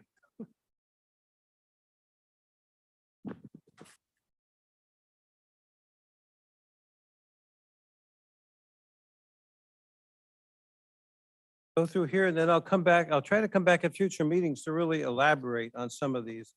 First of all, I think that you should have before you act on this, the two reports pending from the PCCP, PCA. One is an annual report that's been pending and drafted for a while, and it's supposed to be done. I think that you should have that before, but especially the last meeting of the PCA was the first presentation on the financial report, what appeared to me to have a number of incomplete and inadequacies in it, which I'll be happy to go into more information about now. But I really think that since you're acting on this now, it's just a tad premature. The settlement should be available. I think it's important to understand what that means. $3.5 million going to outside the city, I think is a real issue in its own, that the city should be capable and should certainly be managing. Now, the Placer County Conservation Authority is, from my point of view, a really difficult organization. It is a joint powers agreement, as I'm sure you all know, but it fundamentally operates with something called an independent review team that is made up of state and federal agency people who make a lot of decisions. And those decisions come from PCA, go to county staff and so forth. But without the board acting, without the PCA, the Joint Powers Authority acting on them, I think there are a lot of problems with that. I could go into in some detail on that, but I think you're giving over your authority, and it's unclear. There are all kinds of places where the city has to agree all the way throughout here. Who agrees? You know, is it all wrapped up at the end, or they'll be going along? So somebody is going to have to be really informed about this whole process in the meantime. I have a lot of planning experience of this nature, conservation and legal experience in this matter. I can't read my own notes here. So the independent review team, I've talked about that. The giving away authority that the city, I think, should have. And I think it's important to remember that trees, people really love trees in the city, and they want to have them under management and control of the city. So to go ahead with this now without understanding the financial authority, it looked like at that meeting, it's very unclear, in spite of it being the goal, that development, the money from a particular development is actually covering the mitigation fees from that development, or actually covering the cost of what's been taken to pay for conservation easements or acquisition.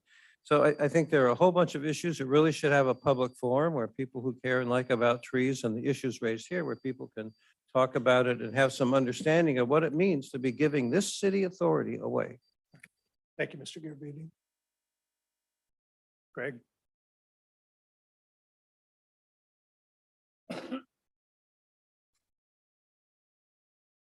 Good evening, Mr. Mayor, members of the council. Greg McKenzie from the Placer Conservation Authority. I'm actually joined this evening by Jeremy Sutter. He's our real estate services manager, so he does all of our land acquisitions for us. He was recently hired due to the success we had over the last couple of years in acquiring lands in Western Placer County. Just last year, we acquired somewhere around 1,500 acres in and around Lincoln. And so the need is there to hire somebody to keep us well coordinated. This agreement is really intended to provide efficiency and cost effectiveness in the work that we do. The Conservation Authority is tasked with taking mitigation dollars and deploying those into the landscape, buying lands, in this case, oak woodlands. And so we will be in that business as the business of the Joint Power Authority. And for the city to work with us, from my perspective, that helps us to not compete with one another in the market that we might otherwise have happen. We are in the business of acquiring very large properties, so we might find small properties, but really it's the large, cost-efficient properties in the right locations that have existing oak woodlands. The Public Resources Code directs oak mitigation to preserve as one of its principal tasks in effective implementation of mitigation. And so that is the task we have as an authority.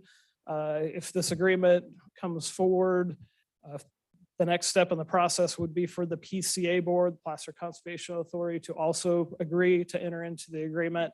We have all the accounting and auditing steps to go through that you would otherwise normally expect. We'll have to go through those as well to get it set up. But if we do this, the funds come in working with you and your staff to identify the right pieces of property that make the most cost-effective sense is really the goal. Relative to planting oak trees, with the Public Resources Code allowances, preservation for us as an authority in the right places, the most cost-effective location with the most oak woodlands that we can purchase with these funds would be our principal goal. Planting oak trees is really a difficult business. It's very cost ineffective to go out and plant oak trees and maintain and monitor those, water them, protect them from everything from ground squirrels to beavers. It can be very difficult. And so from a cost effectiveness perspective, we tend to look at preservation over going out and planting. If we are going to do restoration of oak woodlands, it tends to be from an acorn, remove the grazing, cross fence the grazing so that cows can't come in and eat those small trees that are growing. Ultimately, cows can come back in, but that's really where the best means of mitigation comes from, at least on the restoration side, is to start with acorns, allow them to grow more naturally than coming in and planting an oak tree that if you look at it wrong, it tends to keel over. They're very difficult in my past experience with the local company Restoration Resources and trying to plant and manage large scale oak woodlands, very difficult. So with that, we're here to answer any questions. Thank you. We appreciate that. Anyone else, Melanie? Yes, why do we keep giving millions and millions of dollars of our city money to the county and organizations outside of our city? This is $3.5 million. This is in addition to the $40 million we sent to the PCWA treatment plant. This is in addition to the mess of the JPA that we're involved with in the county for the sewer system. And now we're talking about giving another $3.5 million of our money that's sitting in our fund to an organization that's going to plant trees outside of our city. What in the world? Also, is this a decision you're making because in order to provide water for these trees over the next 2 or 3 years as they need, it's going to be too expensive here in Lincoln to do that? I'm tired of seeing you guys send money outside of our city. Thank you, Melanie. Take some of her time. So the It's not- Placer, That's really not the way that works. actually. No, this is actually- not Congress. That's not the way this works. You've already had your 3 minutes. I appreciate it, but I just want to ask the general manager, he answered the question of Very the quickly. gentleman who followed, but he didn't address my question as to the Lincoln Crossing. and I was going to get to that. That's kind of separate from this, so I will address that with Sean as we move through this. Anyone got any questions for this action that's before us? Anyone online? No one's online. Anyone and No one's downstairs? downstairs. All right. Any thoughts, any comments, any questions? Yeah, just again, clarification.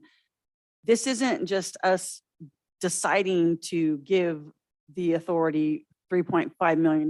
This is because of the oak tree litigation that we were in. It's part of the settlement, right? Because they sued us over the fund and we settled, and part of the agreement was that we would pretty much deplete the fund, put it towards preservation, and then kind of start all over again, right? Okay, thank you. Yeah, and in addition to that, the city of Lincoln is the only municipality that is a partner in Placer County Conservation Plan. So we are not giving the money away. We are handing it over to an organization that we are a partner in. And so we'll, as Christine said, all of those decisions will come back to this body for a decision on how to move forward with them. Dan? And that $3.5 million is money paid by people who developed land and cut oak trees down. They paid into this preservation fund, which was always intended to provide replacement, restoration, or replacement of the oaks. These lands that the agency is looking at are heritage oaks, hundreds of years old, up to 100 years old. And additionally, when you do an easement like this, PCWA, those oaks are protected in perpetuity from being cut down or used by developers or whatever. So it's a very efficient use, particularly in that you're mingling funds with the rest of the PCWA oak tree in lieu fees, that you end up being able to buy bigger tracts of land, which is much more efficient. That was one of the problems I'm trying to think, there was a donated tract of oak tree because of Joyner Park, that it was only a few acres, if I remember. No, it's, I believe it was 19 acres. That's a few acres. And that wasn't, talking about- that was all not right. because of the park. That was Yeah. because, quite honestly, my mother loved that oak grove and wanted to Oh. see it preserved. and No, okay. granted. No, that. you're talking Oh, about the next one. the development that's happening, Right, Joyner Ranch or yeah. whatever. They gave us On Joyner. land Parkway. Joyner and. in lieu Nicholas. of, And in there lieu was of a park That's one of those I space. had to recuse Right. myself Yes, from, so. it's land Yeah. in lieu of park space. That's right. Yes. Anyway, that was the only, you know, if you will, old parcel that I knew. Mhm. was available. Anyway, this not only satisfies the ultimate result of litigation, it was always the intent, although uncodified, Mhm. for the Oak Tree Mitigation Fund Right. anyway. And real quick, Mayor, I just need to say this and I'll be brief about it. $40 million to PCWA is not giving it to them. It is a very smart partnership on our part to procure water for decades and decades and decades for Lincoln. And also the Lisswa JPA, the wastewater treatment plant, that was Lincoln solving a problem with the county for our benefit. So it's not a mess. It was for our benefit. So no, you would be paying for it anyway. It wouldn't matter. You would be anyway. Our rates would still be increased. Lisswa really has nothing to do with it. You're paying the city in Lisswa. If we didn't have the JPA, you would just be paying it all to the city. The rate increase would still exist. Lisswa really doesn't have anything to do with it. I appreciate that. Thank you. So at this point, so Sean, I'm going to go ahead and take the motion on this. When we're done with this, I want to talk to you about the Lincoln Crossing issue that was just raised. That's all right, Christine. I know it's not on the agenda, but I think we can very quickly. So is there a motion on this item? I move we adopt resolution 2023-146. Second. I have a motion, Carlson, second, Andriata. Go ahead, roll call. Yes, thank you. Councilmember Carlskent, Yes. Councilmember Andriotta. Yes. Councilmember Brown. Yes. Councilmember Lauritsen, No. and Mayor Joyner. Yes.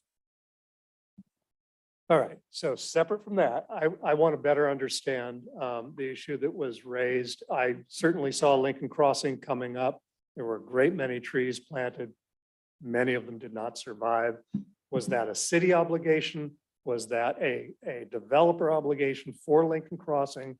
How did that play out and what role do we have moving forward? I'd have to go back and look. The project is now what, 25 years roughly old. So I have to go back into the files. I was kicking around college, not paying attention to classes at the time. But my sense generally, if that was a project today, the city, at least if I had anything to say about it, we would generally sort of try to keep out of project level mitigations that are required for projects because for a few reasons. One is we haven't had the best track record of employing those resources, but more importantly than that, it is for many developers when they have to do mitigation, they want to manage that process themselves so that they use their funds at the times that it's appropriate for when they think the project's actually going to build, not too early.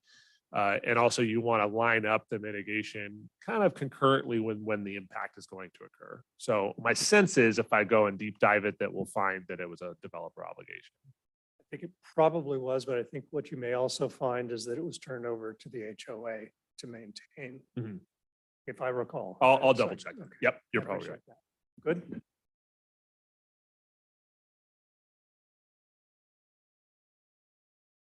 Okay, we'll look into it.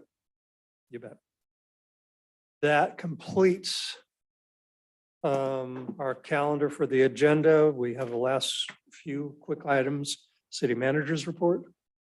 I think I've spoken enough tonight. I'll simply just say two quick things. One is that we will be releasing, I think the first in many years, request for proposals for a fairly large hangar build project at Lincoln Airport, which is designed to increase economic activity and hopefully make that airport more sustainable over the long term. So if you're interested in competing for that, please keep an eye on our website.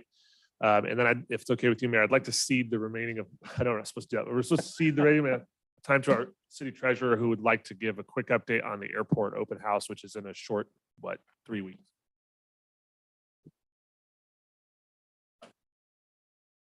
Thank you, Sean. Mayor and council, we're about 3 weeks away from August 26th. On August 27th, I'm taking a vacation without a doubt. This is going to be a community event. We're expecting between 7,000 and 10,000 people out there. We've got 100 volunteers. We've got 60 to 70 aircraft. We'll probably have 75 cars. We've got artisans, we've got food trucks, we've got things for the kids. Mostly, it's about family fun. That's the key. That's why we've expanded it from being just a airport open house. We renamed it Airport Open House and Family Festival. And so this is going to be a great opportunity for the community to come out to experience the airport, to see why it's really an asset for us. And then also there's a big component of that for education. We're going to have William Jessup University out there. We're going to have the flight simulators. We're going to have pilots out there talking about everything that's in aviation. From 6:30 in the morning, when we have 5 hot air balloons lifting off, they're going to be visible for miles. Then we're going to have airplanes coming in. We'll have all the cars coming out. I spent the last day talking with the FAA and Beale Air Force Base. They just might have something interesting for us coming up. And then we'll have some flybys. It's going to be just a great day for everyone, from 6:30 in the morning until about 2 o'clock in the afternoon. And it's free, and only $5 parking. So I mean, it's a great thing for families, and we're just going to have a great Free, time but out you're gonna there. pay $5 to park. Well, $5. Thank you for that segue, Paul. All the money that we can generate from this will go to youth aviation education at Lincoln Airport. So that's the reason that we put the $5 parking in there. There's no charge for entry. Any large air event that you come into, you're paying $10, $20 to get into. Free to get in, the $5, all that money is going to go directly for youth aviation education. So I think I'll have one more time at this, and about 2 days, about 3 or 4 days before the event. So I think we're going to have a couple of interesting announcements at that point. Thank you. Thank you. That completes the city manager's report. We move on to council initiated business. Does anyone have council initiated business tonight? Seeing none. Council committee reports. I'll start on my left. I don't at the moment. Dan? Dan? The Triton Committee is still meeting. We're still meeting with various elected officials, and we're working with various organizations to get what we want done. Thank you, Bill. I've had the SACOG Transportation Committee, really the entire agenda was on consent. Nothing there directly impacted the city of Lincoln. However, there was a workshop held about an hour afterwards that they just considered to be informational, that was the beginnings of a discussion.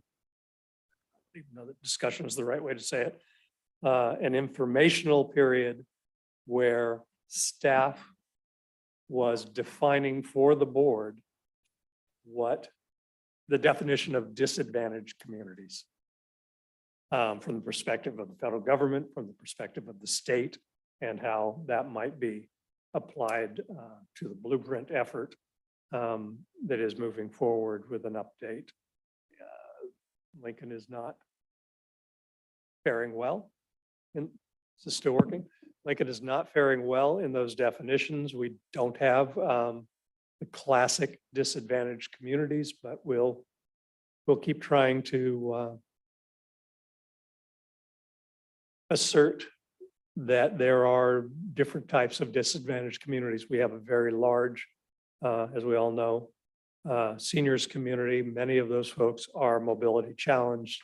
That is not taken into consideration in some of this planning. So to the degree that I can, I'll continue to insert what Lincoln itself and Placer County sees as disadvantaged communities within our borders, and get those included. So. Yeah. Yep. All right, information items. Staff, have any information items? None tonight. I got a big one. On Friday night, I attended a rally around the ribbons. This was, the goal was to cast out cancer. It was sponsored by the American Cancer Society. We had a very excellent turnout. Gary Burns and Kim McHugh organized it. We had like 25 volunteers. We raised thousands of dollars. Some of the vendors contributed. The little group, the Kids Guilty as Charged, they donated all their tips. The city provided a lot of support, both Sean and Christine. With the bunco that we had a couple weeks ago, the bunco, we raised about $20,000 so far. And I want to remind everyone that there's the Relay for Life, which is going to be up at Auburn this weekend. It's a 2-day event, starts Saturday morning, it ends Sunday afternoon. It'll be at it won't be at the fairgrounds, it'll be at the Auburn Recreation District at 123 Recreation Drive in Auburn. Thank you. No further information items, correct? With that, we are at our last item, which is adjournment. Thank you all. Rough night, but we got